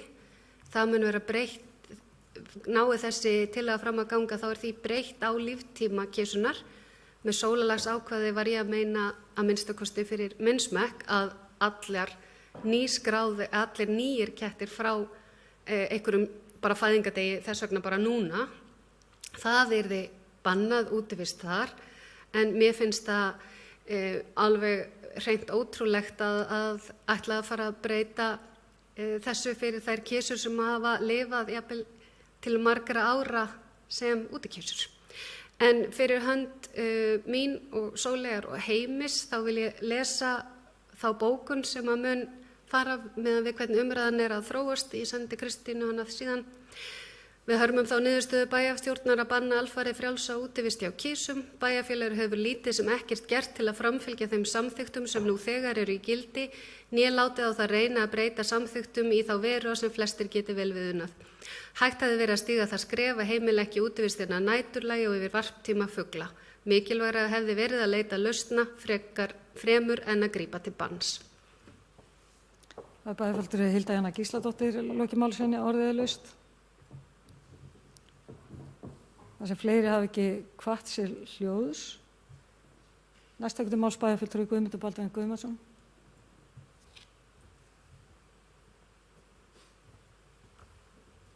Forseti, ágætu bæjarfulltrúar. Sem við komum að í upphæfi þá var ég í umræðinu lausagöngu katta árið 2011, það var mörg ár síðan, og bæjarfulltrúi Halla tók akkurat þátt í þeirri umræðu líka og hún var nú aðeins að benda á það hvort við værum eitthvað að setja puttunum í loftið og værum þarna ákveða einhver ár, 2 eða 3 ár, hvað við svona kannski erum ekki alveg vissu það hvað heppilegast og best í þessu. Og ég velti því fyrir mér hvort að við ættum að setja í bókunum þannig að við séum kannski ekki beint að ákveða, við ættum bara að setja það að fela bæjarstjórn samþykki það að breyta samþykktum með það að markmiði að banna lausagöngu katta með þá í rauninni þannig að við höfum þeir sem eru þá að fara að búa reglurnar geti búið þær til með við það mögulega þær þurfti þetta kannski vera 4 ár eða 3 ár, ég veit ekki, eða 2 ár. Bara velti við mig hvort að 2025 sé akkurat nákvæmlega rétt í tíminn, gæti verið 2024, gæti verið 2026, bara spyr, ég veit það ekki. En ég hins vegar bara velti þetta upp hvort að það væri eitthvað sem við ættum mögulega veltaði fyrir okkur en hins vegar þarna finnst mér þegar vera að tala að ná sátt og bæjarfulltrúi Sóley kom inn á það að við mættum ekki byggja skoðanakönnun, þá ég líka bara ekki að byggja beint á skoðanakönnun, ég bara líka að byggja þessa skoðun mína sem ég að varpa hér fram í dag á þeim hópi sem í kringum mig. Og við höfum svo rætt þetta í okkar hópi og það hefur verið í gegnum tíðina hjá mér, alveg síðustu 8 árið mjög þar sem hefur verið sú stað uppi verið að menn finnst lausagöngukatta vera eitthvað sem ætti að banna og við höfum svo sem aldrei tekið þessa umræðu, aldrei þorað að taka hana, þannig að þess vegna erum við komin hér á þennan stað í dag og erum þá að tjá skoðanir okkar. Það við sem erum í bæjarstjórn sem eigum að koma með þær skoðanir sem við teljum vera réttar og þær breytingar sem við teljum vera réttar í samræmi við okkar sannfæringu og ég á því. En ég er svona aðeins veltið þessu fyrir mér, en ég mun hins vegar ekki gera tillögu minni, ekki minna sérstaklega tillögu, ég mun samþykkja tillögu ef eins hún líkur út fyrir núna, en auðvitað má veltaði fyrir sér að þegar hún að leggja til að við verði við breytingar á samþykktunum og mögulega gæti það orðið vegna þess að samþykktunum eiga að koma hérna til samþykktar inn í bæjarstjórn aftur klárlega til samþykktar og það getur vel verið í meðförum á þeim tíma að þetta ártal 2025 getur breyst. En við sjáum bara til við samþykkjum, ég samþykki tillöguna sem hún núna, en mögulega getur það í meðförum okkar, þar að segja þegar verður fara að samþykkja út regluna, ég væntanlega verður það í höndum umhverfis- og mannvirkjaráðs að það var einhver að taka þetta til umræðu fyrst, breytingar á reglunum og síðan kemur það aftur inn til bæjarstjórnar, hér til samþykktar. Við erum búin að samþykkja það að verði gerðar þessar breytingar, að mögulega geti það breyst en það verður ekkert geilnert 1. janúar 2025 en samþykktin svoleiðis í dag. Takk. Bæjarfulltrúi Guðmund Baldvin Guðmundsson, lokið málsins, næst tekur til máls bæjarfulltrúi Lára Halldóra Eiríksdóttir.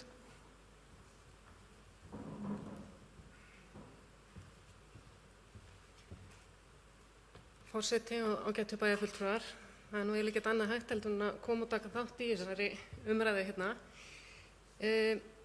Það þannig að í mínum huga átti ég mjög auðvelt með að samþykkja upphaflegu bókun hérna bæjarfulltrúa Everhundar takmarkanir á lausagöngukatta.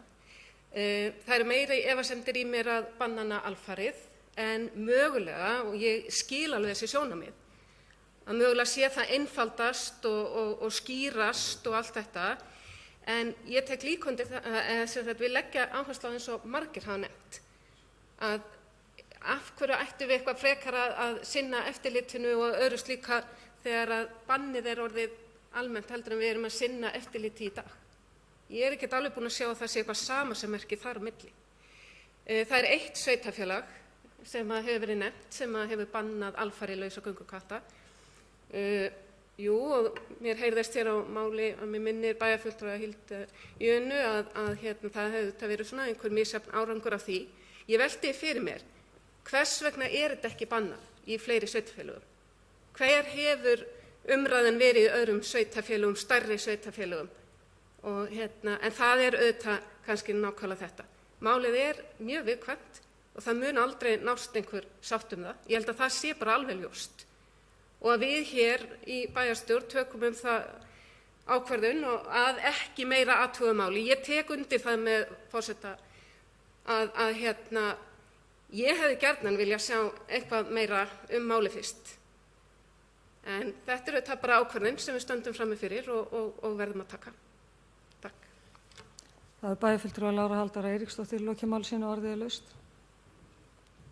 Næst tekur til máls bæjarfulltrúi Eva Hrund Einarsdóttir.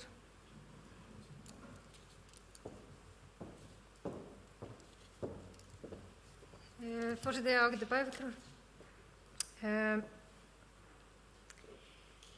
Eins og ég sagði áðan, þá það ekki endilega mitt álit að við eigum að setja dagsetningu í dag, því að eins og ég sagði áðan, þá gerir mér ekki alveg grein fyrir hversu langt þetta tímabil á að vera, þannig ég tek undir með Guðmundi að ég hefði bara vilja að það yrði sólarlags ákvæði og svo eigum við náttúrulega eftir að taka samþykktina tvisvar hérna fyrir. Það er eftir að fara inn gegnum ráðið hjá andra bæjarfulltrúa og síðan hjá okkur.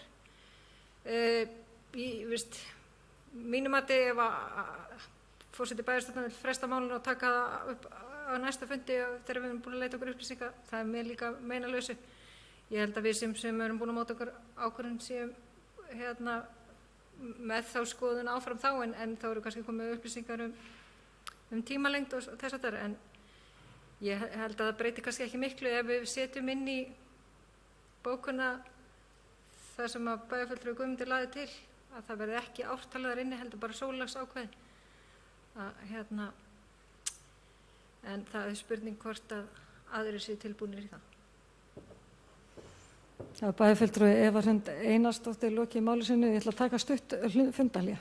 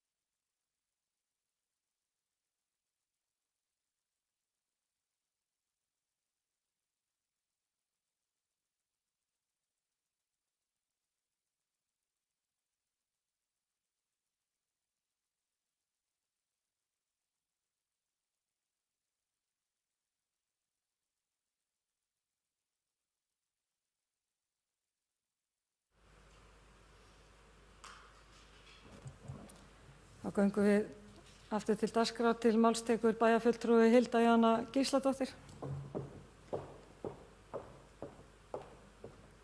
Forseti, ágætu bæjarfulltrúar, ég vildi bara koma inn og segja ykkur frá því að við viljum bæta við bókun okkar sem send, sem er svo hljóðandi að fyrst að grípa á til banns hefði verið eðlilegra að setja sólarlags ákvæði þannig að þær kísur sem nú þegar eru útikísur fá að vera það út sinn líftíma. Bæjarfulltrúi Hilda Jana Gísladóttir lokið máli sínu. Næst tekur til máls bæjarfulltrúi Andri Teitsson. Forseti, ágætu bæjarfulltrúar, ég hjó eftir því í máli bæjarfulltrúa Hildu Jón áðan og hún talaði bann við útivist í tvígang, eins og reyndar í bókuninni kom bann við frjálsri útivist. Núna fannst mér hún aftur tala dálítið óljóst, en það er ætlun okkar allra að útivist katta verði áfram heimil gegn því að þeir séu í bandi eða eru á almannafæri eða einhvern veginn tryggðir inn á lóðum í bandi eða innan veggja. Takk. Bæjarfulltrúi Andri Teitsson lokið máli sínu. Orðið er laust. Það sem fleiri hafa ekki hvað sér hljóðs að ætla að bera upp tillögu sem bæjarfulltrúi Eva Hrund Einarsdóttir las hérna. Bæjarstjórn, ég held ég sé alveg örugglega með rétt að bæjarstjórn samþykkir endurskoða samþykktir kattahald á Akureyri kaupstað. Verður þá með nýjum tillögum lausaganga katta ekki heimil en sett svokallað sólarlagsákvæði inn sem er 3 ár. Lausaganga katta verður þá ekki heimil frá ársbyrjun 2025. Þá verður einnig settur umtalsvert meiri kraftur í að framfylgja þeim samþykktum með sérstakri áherslu á ábyrgð eigenda, skráningarskyldu og fræðslu. Þeir sem geta samþykkt þetta gefur merki. Það eru 7. Þeir sem eru á móti, það eru 4. Takk fyrir það. Þá er komið að 3. lið á dagskrá. Það er verkefni sveitarfélaga, lögskyld, lögheimil og valkvæð. Ég ætla að biðja varaforseta að taka við stjórninni og gefa mér orðið. Bæjarfulltrúi Halla Björk Einarsdóttir tekur til máls.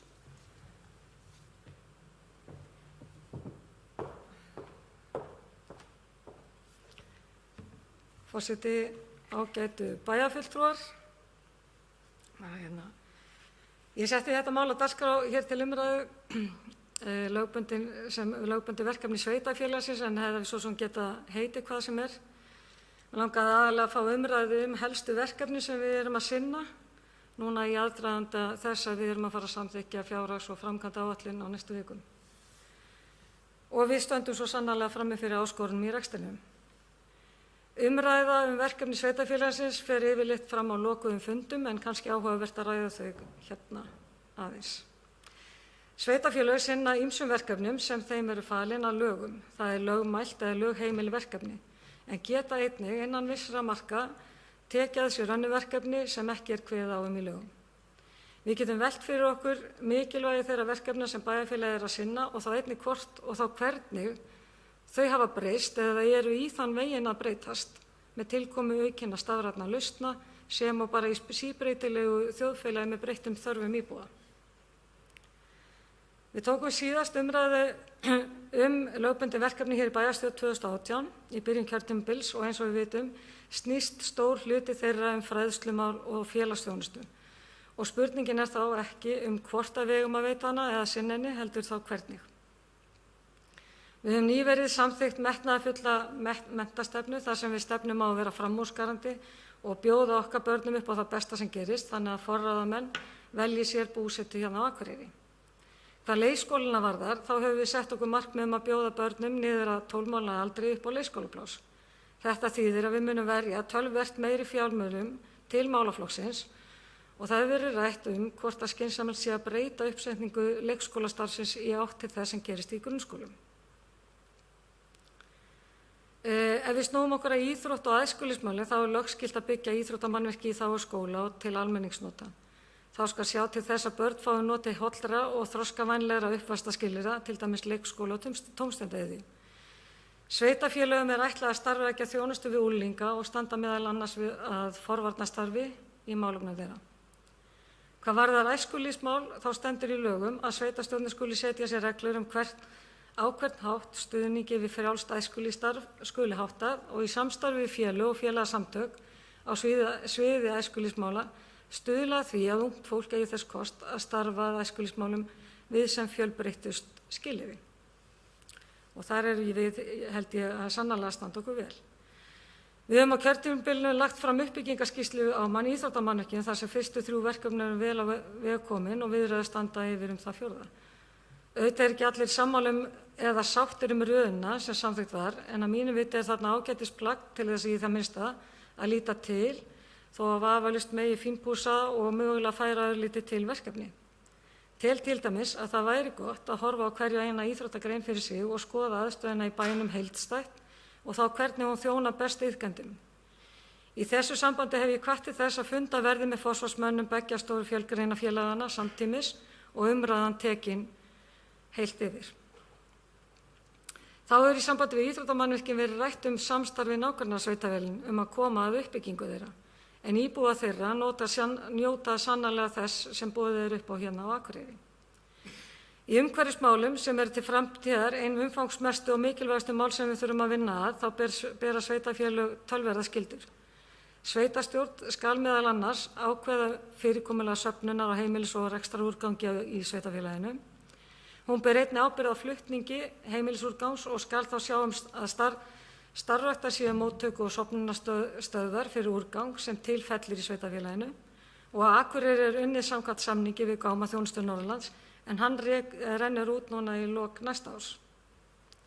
Og hvernig viljum við þá haga þeim málum í framhaldinu? Við höfum verið að tala fyrir því að þeir sem ekki flokka vel greiði meira en hinir, að sterkir hvata verður innbyggðir í kerfið og erfitt verður að losa sig við óflokka sorp og það verður spennandi, það er vissulega áskorun að koma þessu öllu heim og saman og finna upp kerfi sem getur þá farið með því sem við höfum nú þegar komið okkur upp og hvernig við getum breytt til. Samkvæmt lögum skal í hverju sveitarfélagi starfa byggingafulltrúi sem sveitarstjórn ræður og hefur eftirlit með mannvirkjagerð.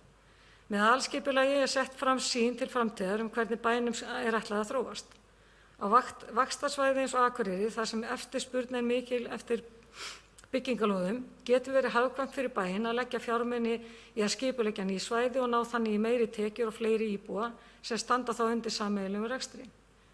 Þá hefur verið í umræðinni að byrja á að rukka svokölluð innviðagjöld líkt og sveitarfélög á höfuðborgarsvæðinu er að gera. Sveitarfélög geta með ákveðnu takmörkunum sett sér eigin samþykktir atriði sem ekki fjallað í reglugerðum eða gert ítarlegri kröfur en þar koma fram, svo sem bann eða takmörkun gæludýrahalds og húsdýrahalds. Þá getum við veitt byggingarstyrki til félagsheimila ef við höfum áhuga á og fjárráð. Hafnir geta verið í eigu sveitarfélaga og er þá í lögunum kveðið á nánar rekstrarform þeirra og við tökum þátt í byggðasamlagi ásamt sveitarfélögum í kringum hafnasamlega Norðurlands. Sem dæmi. Sveitarstjórnir veita fé til leiklistastarfsemi í sveitarfélögum eftir því sem ákveðir í árlegri fjárhagsáætlun þeirra. Við höfum í langan tíma gert menningarsamning við ríkið þar sem fjármagn er veitt til fjölbreyttrar menningarstarfsemi og þá meðal annars leiklistar. Við höfum lagt áherslu á að ríkið komi betur að þeim samningi þar sem hann er í hróplegu ósamræmi við framlög til annarra menningarstarfsemi á suðvesturhorni landsins. Þá hefur verið með nefnt í tengslu við svæðisborgarhugmyndina að þarna væri kjörið tækifæri fyrir ríkið, það er í gegnum menningarsamninginn til þess að styðja við allt Norðurland.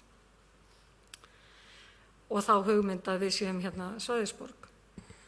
Rekstur strætó og leiðakerfi hefur verið þó nokkuð í umræðinu og ljóst að þar eru við með kostnaðarsama þjónustu sem er í stóra samhenginu ekki mikið notuð. Því hefur verið kastað fram í umræðinu hvort við ættum að fara að taka gjald í strætó, hvort að gera ætti hlé á þjónustunni yfir sumarorlofstíma og hvort að draga ætti úr ferðum yfir miðjan daginn. Ég velti því upp daginn hvort að sameina mætti þjónustu strætó og tómstundastrætó sem við höfum verið að reyna að koma á fót en reynist mjög kostnaðarsamur. Þetta er eitt af því sem gott var að ræða og fá niðurstöðu í. Sveitarstjórn er heimilt að setja reglur notkun stöðureita og gjaldtöku fyrir hana á landi í umræðum hennar. Ráðherra getur ákveðið að ósk sveitarstjórnar að álagning og innheimtu gjalds vegna ákveðinna umferðarlagabrota fari fram eða að öllu leyti eða hluta á vegum sveitarfélags. Við höfum nýlega samþykkt að fara í gjaldtöku á bílastæðum á miðbæjarsvæðinu sem dæmi. Það að reka tónlistarskóla er valkvætt. Ef sveitarfélög vilja koma á fót tónlistarskóla skal sveitarstjórn semja reglugerð skólann sem ráðherra staðfestir. Þar skal þar meðal annars kveðið á yfirstjórn skólans og ráðningu starfsmanna sem teljast skulu starfsmenn sveitarfélagsins. Sveitarfélög sem reka tónlistarskóla greiða launakostnað kennara og skólastjóra og við hérna í Akureyrarbæ rekum tónlistarskóla samkvæmt þessari lögheimild í menningarhúsinu okkar hérna í Hofi. Það má segja að við hérna á Akureyri séum fyrir utan að sinna öllum lögskildum verkefnum líka að nýta þær lögheimildir sem gefnar eru til að taka að okkur verkefni. Og ég ætla að lokum hérna að nefna nokkur valkvæl verkefni sem við erum að sinna og þau eru mjög mismunandi. Hvað varðar stærð og umfang en þau helstu eru rekstur safna svo sem listasafnsins, minjasafnsins, skáldahúsa og iðnaðarsafns og þarna er náttúrulega alveg gríðarlegur munur á því hversu miklu bærinn veitir til starfseminnar. Og þá má nefna rekstur sinfóníuhljómsveitar, erlend samskipti hvers konar, aðkoma að atvinnumálum í gegnum SSNE, aðkoma að markaðsmálum í gegnum Markaðsskrifstofu Norðurlands, R66 flugklasa, hátíðarhöld hvers konar, aðkoma að rekstri og uppbyggingar á golfvelli, Hlíðarfjall, rekstur þess sem var reyndar gerð tilraun að útvista öllu leyti en gekk ekki, reiðhallar, skauthallar og svona mætti lengi telja. Ég ætla svo sem ekki að hafa það lengra en vonast til að við getum hérna átt fjörugar umræður þessi verkefni sem við erum að sinna og hverju ætti mögulega að breyta eða draga úr. Takk. Bæjarfulltrúi Halla Björk Reynisdóttir hefur lokið máli sínu og færi inn aftur stjórn fundarins. Takk fyrir það. Orðið er laust. Næst tekur til máls bæjarfulltrúi Hilda Jana Gísladóttir.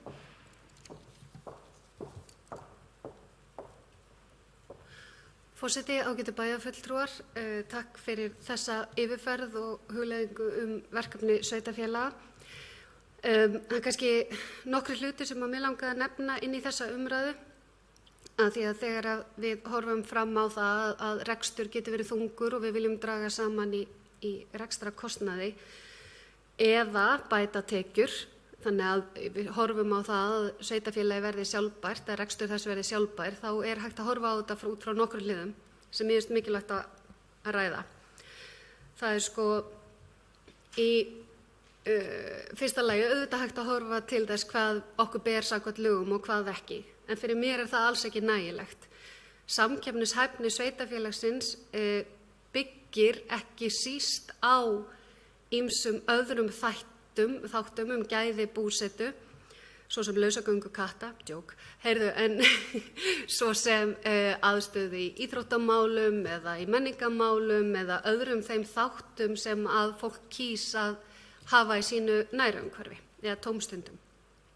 Og við erum auðvitað í samkeppni, bæði landið allt og tiltekin svæði. Þannig að það skiptir líka máli að hugsa svolítið heildrænt út frá því, erum við bara að spila vörn, ætlum við líka að spila sókn og hvernig ætlum við að horfa til framtíð þessa svæðis og þessa sveitarfélags.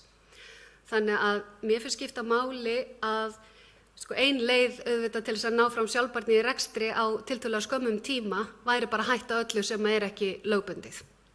Ég hef efasemdir að það væri skemmtilegt eða eftirsóknarvert sveitarfélag að búa í sem að myndi aðeins forgangsraða með þeim hætti.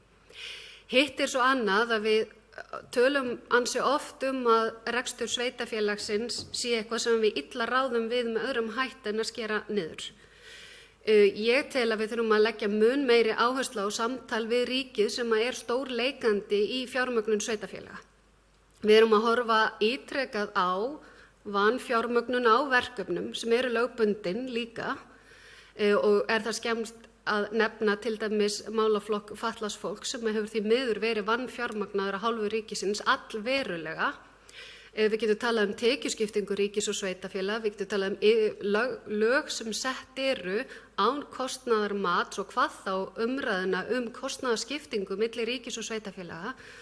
Og reyndar getum við líka farið að skoða hluti eins og fasteignamarkað og kjaramál og barnabætur, svo eitthvað sé nefnt, í stað kannski höfrungahlaups í kjarasamningum sem að reynast að sjálfsögðu eru dálítið flókin fyrir meðal annars sveitarfélag. Þannig mér finnst við of oft einblína í umræðunni á að skera niður og skera niður og skera niður og skera niður í stað þess líka og sjálfsögðu að sýna ábyrgð í rekstri og halda áfram að vera með stöðugar umbætur í rekstrinum. En við eigum líka að sækja fram. Við eigum að búa til eftirsóknarvert sveitarfélag. Við eigum að berjast fyrir hagsmunum sveitarfélagsins þegar kemur að tekjuskiptingu ríkis og sveitarfélag þar sem manni líður óneitanlega stundum þannig eins og ríkið sé að spara með óbeinum hætti með að senda það til sveitarfélagana. Og þarna verðum við kannski í stjórnmálunum ekki síst að taka samtalið og berjast fyrir okkar hagsmunum sem að sinnum nærþjónustu. Nærþjónustu sem að skiptir sköpum og svo skiptir þetta líka sköpum varðandi byggðaþróun í landinu. Ef að þróunin á að vera slík að málefni líkt og menning, íþróttir og svo framvegis eigi öll að vera á suðvesturhorni landsins, þá ýtir það enn frekar undir þann sóðkraft sem nú þegar eru í tengslegu markaðslögumálin á suðvesturhornið. Þar búa 79% landsmanna milli hvítanna tveggja, 64% á höfuðborgarsvæðinu.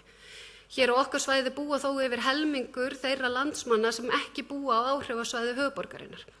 Og ég allavega vil svona blása okkur svolítið eldmóð í því að bæði fara í að horfa til ábyrgðar í rekstri og stöðugra umbóta, fjárfestinga í stafrænum lausnum og svo framvegis, en ekki ganga svo langt að við sveltum sveitarfélagið okkar í hel. Berjumst fyrir því og sækjum fram á sama tíma og við stuðlum að markvissum umbótum. Það er bæjarfulltrúi Hilda Gísladóttir í loki máli sinni. Næst tekur til máls bæjarfulltrúi Guðmundur Baldvin Guðmundsson.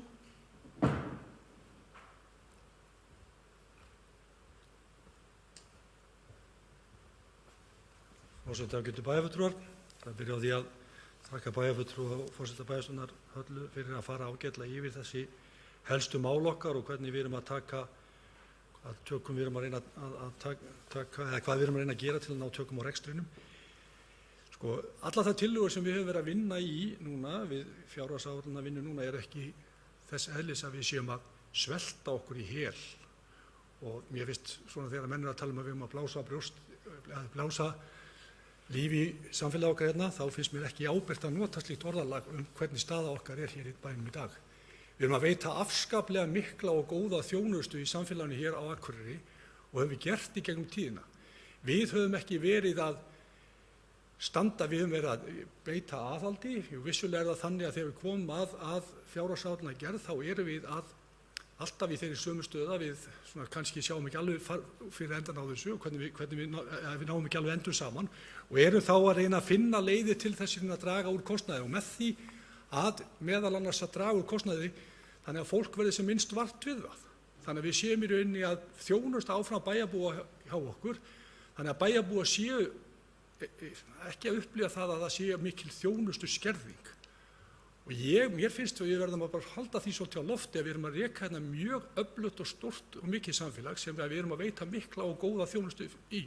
Hins vegar það þannig að ég í annarskilið sér hópi á vegum ríkisins og sambandsins tekjustofna sveitarfélaga og ég akkúrat að fara að funda þar á morgun og það náttúrulega við vitum það og það alveg rétt sem bæjarfulltrúi Hilda hérna kom inn á og þar vanfjármögnun á málaflokki fatlaðra og það eitt af því sem við verðum að finna út úr vegna þess að það að gerast núna næstu árum að þjónusta að aukast, það í rauninni að þyngjast málin, það í rauninni að vera að kalla eftir meiri þjónustu og það líka ríki hefur sett á okkur reglur það að við að veita ákveðna þjónustu sem að dýrt fyrir sveitarfélög og það alveg sýnt að sveitarfélög sem eru með mikla og umfangsmikla þjónustu í þeim málaflokki verða í erfiðleikum á næstu árum og þetta þurfa að fá leiðrétt. Ég vil líka taka fram að við erum núna búin að það kom nýverið skýrsla út sem að bæjarfulltrúi Hilda átti mikinn þátt í varðandi okkar hlutverk sem borgarsamfélag og þar held ég að við verðum líka að fá skilgreiningu á því að við erum borgarsamfélag. Við þurfum að sækja á ríkið varðandi það. Við þurfum í rauninni meira fjármagn til þess að rækja þær skyldur sem að við erum að rækja sem svona nokkurs konar borg fyrir landsbyggðina. Og það þannig að við erum með samfélag sem að við viljum ekki að lendi því að við séum hér bara að sinna lögskildri þjónustu. Við viljum vera með samfélag sem blómlegt og líflegt og þannig samfélag hefur við byggt upp og þannig samfélag við vilja halda áfram að byggja upp. En það verður að koma einhver skilgreining á því vegna þess að við erum með þessu sem við erum þeirri þjónustu sem við erum að veita, þá erum við til að mynda að veita þjónustu fyrir nágranna sveitarfélögin hérna í kringum okkur. Og bæjarfulltrúi Halldór kom inn á það varðandi til uppbyggingu íþróttamannvirkja og fleira. Það er náttúrulega þjónusta sem við erum að veita samfélagunum hér á svæðinu með þeirri góðu og miklu uppbyggingu sem við hefum verið að sinna í gegnum árin. Uppbygging íþróttamannvirkja hér, ég meina við fáum oft að heyra það hjá að minnstu norrænu þjóðum og þeim sem við erum í samskiptum við að uppbygging íþróttamannvirkja hérna með eindæmum. Það að segja við höfum byggt hér upp íþróttaaðstöðu fyrir flest allar íþróttagreinar og það sérlega hvergi á byggðu bóli það sem 20.000 manna samfélag með jafn góða þjónustu hvað það varðar. Svona mætti lengi telja þannig ég held að við séum að gera mjög vel, auðvitað það alltaf þannig að við erum í rauninni að takast á við reksturinn og til að mynda núna þá það sem kannski má segja ánægjulegt að launakostnaður sveitarfélagsins hefur vaxið þar að segja vegna þess að það hefur verið gert átaki því að hækka laun þeirra sem lægri launin hafa. Það hefur þýtt að við erum í rauninni að takast á við mikla launarhækkanir og nú nýverið kom samantekt á launahækkunum annars vegar í sveitarfélögum og síðan þá ríkinu og á hinum almenna markaði og það sést hvernig þróun hefur verið og þetta til að mynda skapar okkur ákveðin vanda vegna þess að þegar að laun hjá sveitarfélögum að hækka meira heldur en laun á almenna markaði þýðir það einfaldlega að tekjur ekki að vaxa jafn mikið og við myndum vilja til þess að mæta þessu launakostnaði. Þannig að það svona eitt af þessum verkefnum sem við erum að takast á við en við erum svo rætt það innan búðar og hjá okkur og meðal annars í okkar hópum, ég oft verið bent á þá, ég segi það bara hér að það jákvætt að laun skuli hafa hækkað hjá okkar starfsfólki en það líka verkefni okkar að reyna að takast á við að hvernig við ætlum í rauninni að láta reksturinn ganga með þessum launahækkunum og það erum við að reyna að gera án þess að ráðast á þjónustuna sem með þeim hætti. Auðvitað verður alltaf eitthvað sem verður undan að láta en við leggjum mikla áherslu á það. Ég held að við séum öll sammála í það í bæjarstjórninni. Við viljum halda hér uppi blómlegu samfélagi og við erum ekki að fara að svelta okkur í hel. Takk. Bæjarfulltrúi Guðmundur Baldvin Guðmundsson, loki máli sínu. Orðið er laust.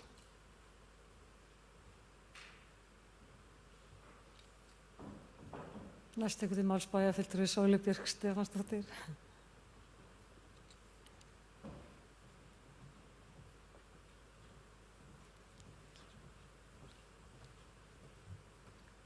Forseti, ágætu bæjarfulltrúar, ég er svo þunglynd eftir síðasta mála. Ég bara var allavega enga að koma hérna og ræða þetta en auðvitað er þetta gríðarlega mikilvæg umræða og ég get bara tekið undir með þeim sem hafa talað að ég tek alveg öllu hjarta undir það að þetta verkefni, þetta erfiða verkefni sem við stöndum frammi fyrir sem að til kemur meðal annars og kannski að stórum hluta af launahækkunum þeirra sem hafa minnstu launin er bara gríðarlega jákvætt og þetta er bara verkefni sem við eigum að vera tilbúin til að taka en ég er alveg sammála því líka við eigum að beina spjótum okkar í ríkinu og ég held að við höfum gert það og ég talaði nú gríðarlega hátt það í mörg ár að þetta væri ótrúlega mikilvægt að beina þrýstingi að ríkinu en það hefur bara gengið ekki eins vel og ég hefði viljað sjá þó að auðvitað er þessi borgarskilgreining okkar mun hjálpa okkur en það hafa ábyggilega lengi og alltaf verið starfandi einhvers konar nefndir á vegum sambandsins sem að ræða tekjuskiptingu ríkis- og sveitarfélaga og útgjaldaskiptingu og hefur bara því miður ekki, finnst mér skila neinum ásættanlegum árangri og þetta var ömurlegt þegar við þurftum að taka það ákvörðun að skila rekstri hjúkrunarheimilana vegna þess að það var vanfjármagnað og ég vona svo sannarlega að það verði ekki fleiri verkefni sem að fara þá leið en svo þetta eins og auðvitað bæjarfulltrúi Halla Björk kom inn á, þetta er bara flókið með mitt og allir hafa komið inn á líka hvað eigum við að gera, hvernig eigum við að gera það og hvað megum við gera og þetta er auðvitað allt eitthvað sem við erum að reyna að finna eitthvað jafnvægi í og mér finnst frá því að ég kom í þessa bæjarstjórn við vera í endalausum línudansi á hverju einasta hausti þá rökræðum við stórar og smáar upphæðir til stóra og smára verkefna mikilvægra getur maður sagt vegna þess að þetta verkefni okkar eru gríðarlega mikilvæg fyrir þá einstaklinga sem þeirra njóta það er að segja kannski má segja skólaþjónustan okkar, velferðarþjónustan, félagsþjónustan þetta er gríðarlega mikilvægt fyrir þá aðila sem eru þar undir í þjónustu en síðan er líka gríðarlega mikilvægt fyrir að við eigum skemmtilegt samfélag, það sem gaman að búa og ég er bara að gráta inn í mér yfir því að við höfum verið að þrengja það núna rétt á þann af því að þannig erum við að sjálfsögðu útiloka einhvern hóp frá því að vilja búa en mér finnst og ég hef sjálf verið mjög hugsi yfir til dæmis því hversu mikið fjármagn rennur til íþróttamála hjá okkur mér er pínu illt í maganum yfir því að í fjárhagsáætlun séu lítið út fyrir að við séum að fara að byggja einhverja knattspyrnu aðstöðu fyrir svona fullorðna afreksfólk á meðan við erum að skera niður í ég ætla bara að segja lífsbjargandi þjónustum þar sem að velferðarmálin og skólamálin eru undir þannig að mér er líka voðalega illt í maganum yfir því að við skulum vera að reka Hlíðarfjall sem að mér finnst bara vera eitthvað ferðarþjónustumál en og hefur svona tekið undir og viljað útvista því eins mikið að hægt er og hef jafnvel sagt að ég væri bara til í að selja það eða losna einhvern veginn við það en það er ekki eins auðvelt og maður hefði viljað þannig að ég held bara við höldum bara áfram að reyna að feta þessa línu milli þess að halda okkur nokkurn megin réttu megin eða á leið til sjálfbærni á sama tíma og við berjumst fyrir auknum tekjum en mér finnst nú eins og við fáum kynningar og þegar við skoðum samanburð milli sveitarfélaga að þá erum við það eru öll sveitarfélög í nánast sömu súpunni má segja þannig að mér finnst og og þegar ég er í bjartsýniskasti þá er ég rosa bjartsýn á að ríkisvaldi hljóti að fara að átta sig á því og en mér finnst áhugavert að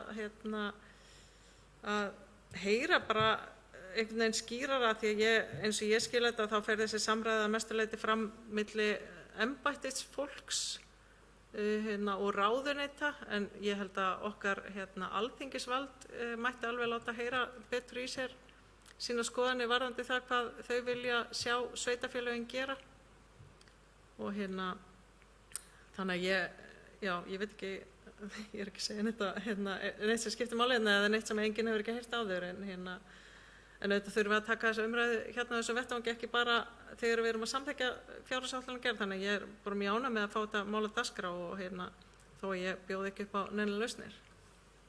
Bæjarfulltrúi Sóley Björk Stefánsdóttir loki máli sinni. Næst tekur til máls bæjarfulltrúi Gunnar Gíslason.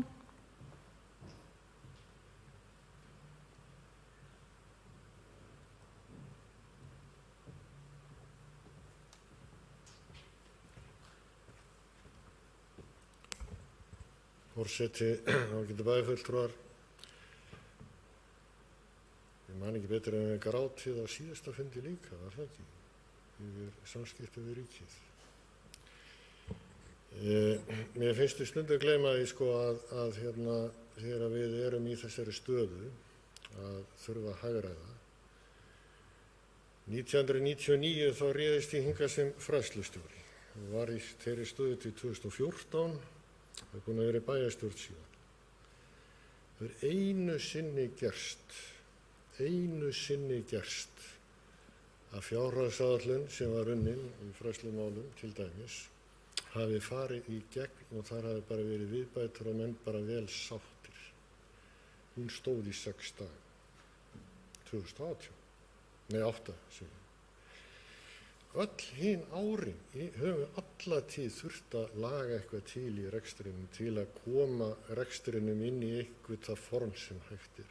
Þannig að þetta er ekkert nýtt, en þetta er verkefni. Og auðvitað þurfum við að takast á við það. Og þetta er ekkert alltaf létt. Við tókum höndum saman það verkefni að gera Bæjarsjóð sjálfbæran næstu 5 árum. Og það er alveg rétt að við erum rétt svona búin að ná tökum á ákveðnum þáttum þá kemur eitthvað sem að eykur kostnað allhressilega. Stytting vinnutímans til dæmis sem átti ekki að kosta neitt en kostar helling og þar fram til götum. Og er bara eðlilegt að kosti þegar við erum að tala um vaktavinnu fólk og þar fram til götum. En þetta eru svona hluti sem að við fáum oft í fangið og við ráðum ekkert við. Og þá veltir maður fyrir sér, ef ég er bæjarfulltrúi og við erum hér 11 að standa vörð þetta bæjarfélag, verja það og búa til fallegt og gott samfélag og hér er að vera til peninga til alls og við höfum bara ekki valdnum á litlum hluta af þeim þáttum sem hafa áhrif á þessa mynd okkar. Við erum bara að afsala okkur kjarasamningsvaldin til sambandsins. Ríkið tekur ákvarðanir semur í sveitarfélögum að taka ákveðna þjónustu yfir. Við gerum það og við erum bara til í það samkvæmt ákveðnu samkomulagi. Það er ekki liðið mörg ár og þá er búið að herða allar kröfur og gera hitt á þetta sem eykur kostnaðinn upp úr öllu valdi án þess að tekjur komi með. Auðvitað er þetta vandamál. Við þurfum að vinna í þessu. Það er alveg rétt. En við skulum ekki gleyma því að við erum líka að potast áfram hérna. Þegar ég kom hérna inn 2014 þá var að berjast fyrir því að fá flughlað. Það var að berjast fyrir því að fá stækkun á flugstöð. Það var að berjast fyrir því að fá aðflugsbúnað nýjan. Það var að berjast fyrir því að fá nýjar raforkuflutningar bættir inn á svæðið.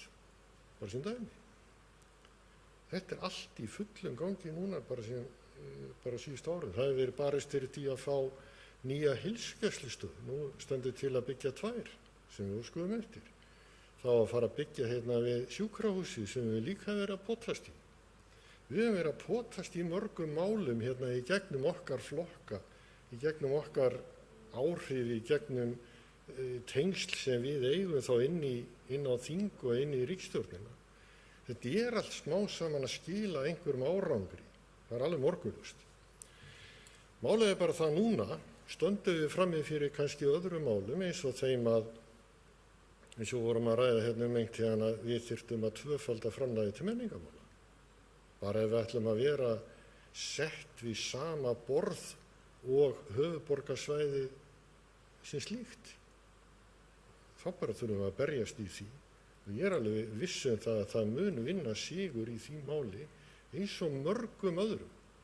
En þetta verður verkefni, þetta mun taka tíma, þetta mun taka orku, en við skulum ekki detta í við skulum ekki vera detta í volaði. Við búum að mörguleiti vel þó við stöndum frammi fyrir erfiðum verkefnum. Og það kannski bara lykilatriði í þessu. Setjum okkur bara skýr markmið, áfangasetjum þau og reynum að komast þangað sem við ætlum í skrefum. Og við munum gera það. Það alveg klárt mál. Takk.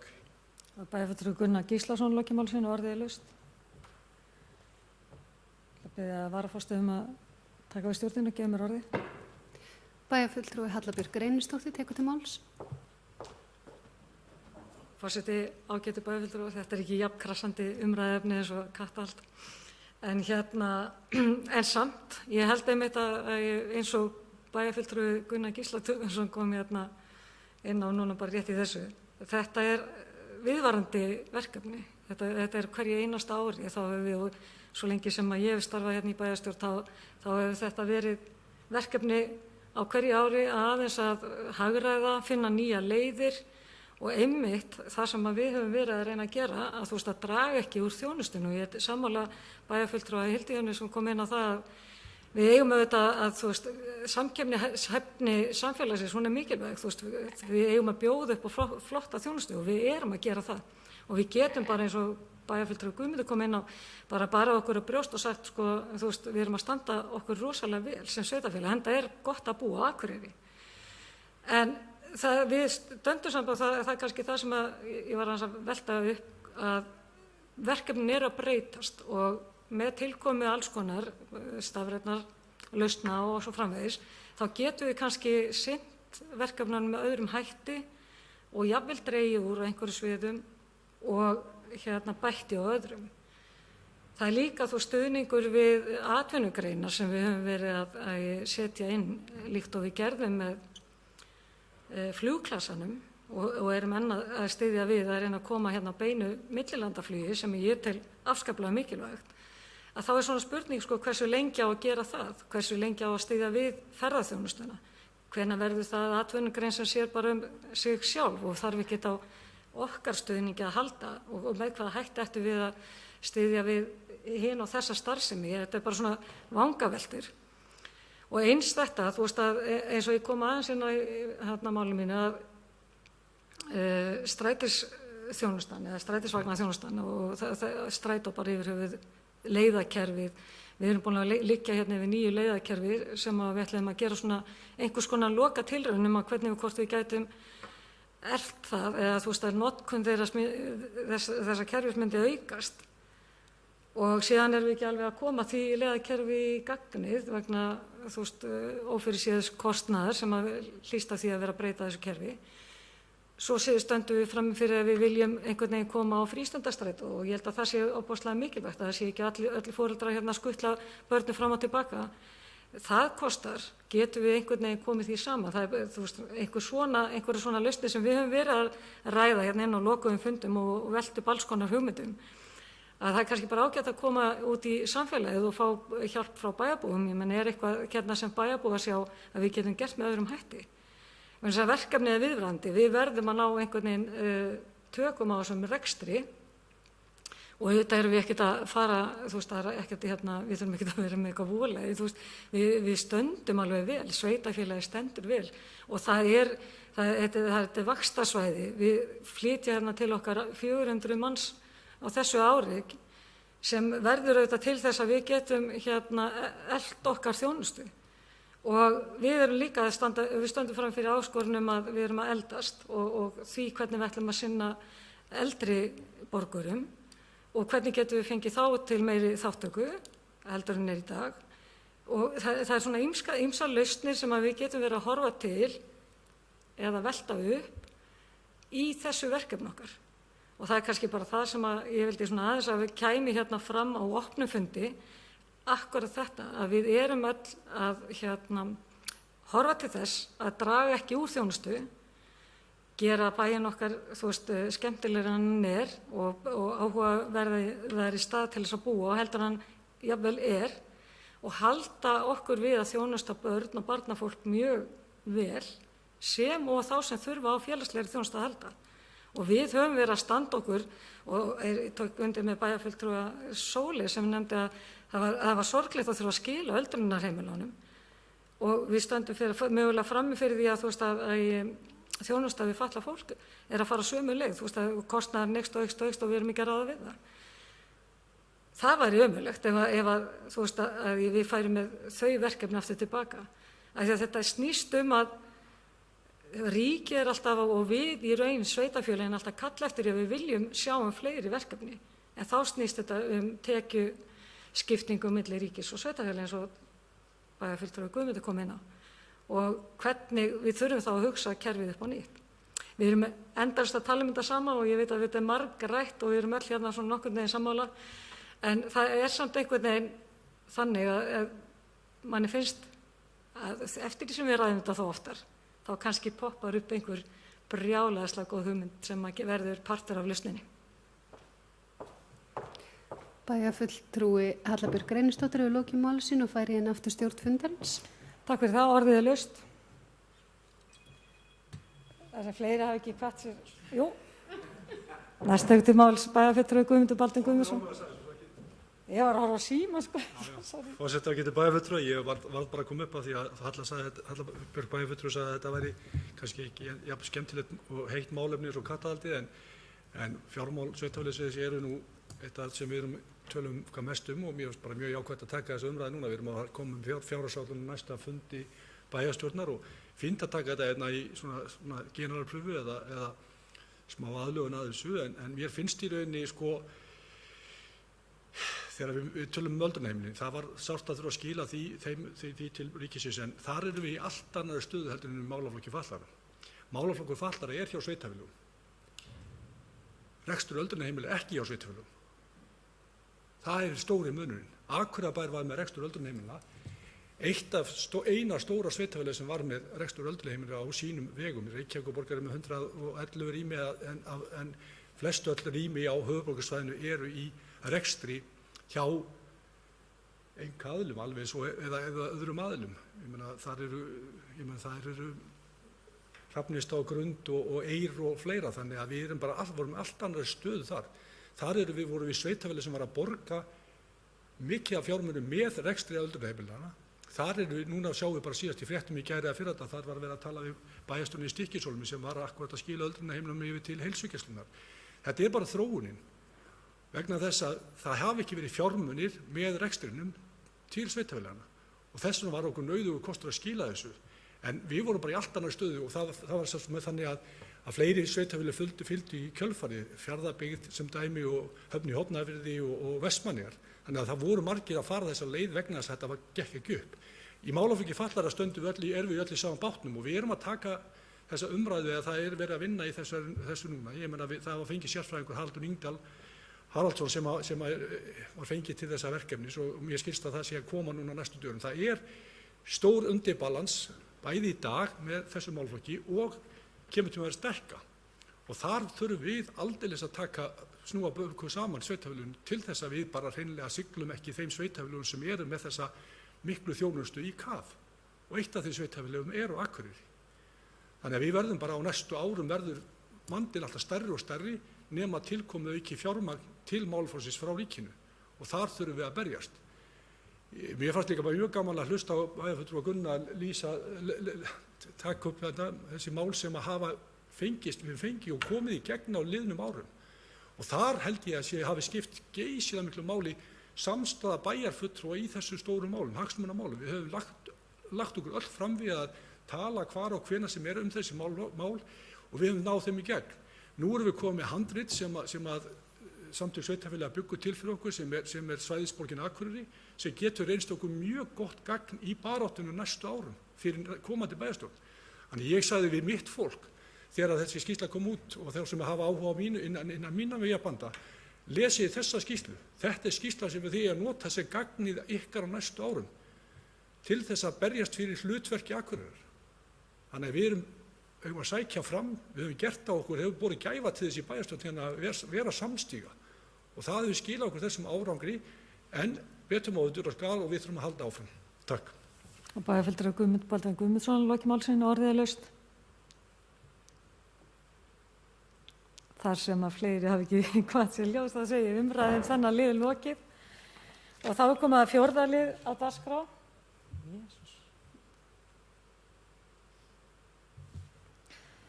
Það er áætlun fundi og hér liggur fyrir fundinum tillaga að fella niður fundi sem átti að vera 7. og 21. desember en funda í stað þess þann 14. Orðið er laust. Sem enginn hefur hvað sér ljós, þeir sem geta samþykkt það gefur merki. Það eru 11. Þá komum að síðasta lið, skýrsla bæjarstjóra, til máls tekur bæjarstjóri Ásthildur Sturludóttir. Forseti, ágætu bæjarfulltrúar. Miðvikudaginn 20. október átti ég góðan fund með Jennifer Spence, framkvæmdastjóra vinnuhóps Norðurskautsráðsins sjálfbæra þróun, en Jennifer var í 2 daga á Akureyri í kjölfar hringborðs norðurslóða sem haldið var í Reykjavík. Hún fundaði hér með fjölmörgum aðilum sem tengist hlutverki Akureyrar sem miðstöðvar norðurslóðastarfs á Íslandi. Með okkur Jennifer á fundinum voru Eyþór Björnsson og Elva Gunnlaugsdóttir frá SSRNE og hún Embla. Daginn eftir, fimmtudaginn 21. október, kom í heimsókn til mín í ráðhúsið Írina Šílína frá efnahagsráði Norðurskautsins sem hefur bækistöðvar sínar í Tromsø í Noregi og ræddi við ýmsa möguleika Akureyrar á sviði norðurslóðamála en ekki síður í viðskiptum á norðurslóðum. Seinna sama dag átti ég fund með Haraldi Þorleifssyni sem hefur áhuga á því að koma til Akureyrar með verkefnið Römpum upp Ísland eða Römpum upp Akureyri, en það vakti mikla athygli þegar hann hratt af stað átækinu Römpum upp Reykjavík fyrr á árinu. Föstudaginn 22. október var ég síðan boðið í sjónvarpsviðtal hjá bandaríska fréttamanninum Mike Walter sem var áhugavert í alla staði. Við ræddum heim og geyma en þá ekki síst dásemdir Akureyrar. Þann sama dag var ég einn í föstudagsþættinum á N4. Mánudaginn 25. október satt ég aðalfund Menningarfélagsins Hofs fyrir hönd Akureyrarbæjar og aðalfund Menningarfélags Akureyrar 3 dögum síðar. Þriðjudaginn 27. október kom vinur Akureyrar, Karl Werner Schulte, færandi hendi og afhendi sveitarfélaginu 50 verðmæt íslensk kort sem bætast við glæsilegt safn fágætra korta sem þau hjónin hafa gefið Akureyrarbæ og verða varðveitt á minjasafninu. Fimmtudaginn 28. október kíkti ég heimsókn til Akureyrarakademíunnar sem hélt upp á 15 ára afmæli sitt þann sama dag og loks vil ég geta þess að seinnipartinn í gær hélt velferðarsvið Akureyrarbæjar í samvinnu við Rauða krossinn við Eyjafjörð dálítið samsæti fyrir fólk af erlendum uppruna sem sest hefur að í bænum síðustu misserin. Við Hallabjörg og Sólubjörg vorum þar staddar. Það var ákaflega ánægjulegt að hitta þessa nýju bæjarbúa og heyra að flestir þeirra virðast unna hag sínum vel á Akureyri. Annars hafa sem fyrr fundir vegna stjórnsýslubreytinga og sérstaklega fjárhagsáætlunar verið mjög áberandi í dagskrármunni og hef ég áður gert grein fyrir þeirri vinnu sem þar fer fram. Takk. Þá er bæjarstjóri lokið máli sínu og eftirtalda fundagerðir eru lagðar fram til kynningar, afgreiðslufundur byggingafulltrúa 21. og 28. október, bæjarráð 21. og 28. október, fræðsluráð 18. október, skipulagsráð 27. október, umhverfis- og mannvirkjaráð 22. október og velferðarráð 20. október og allar þessar fundagerðir má finna á heimasíðu bæjarins og ég segi fundi slitið klukkan 18:08. Takk fyrir góðan fund.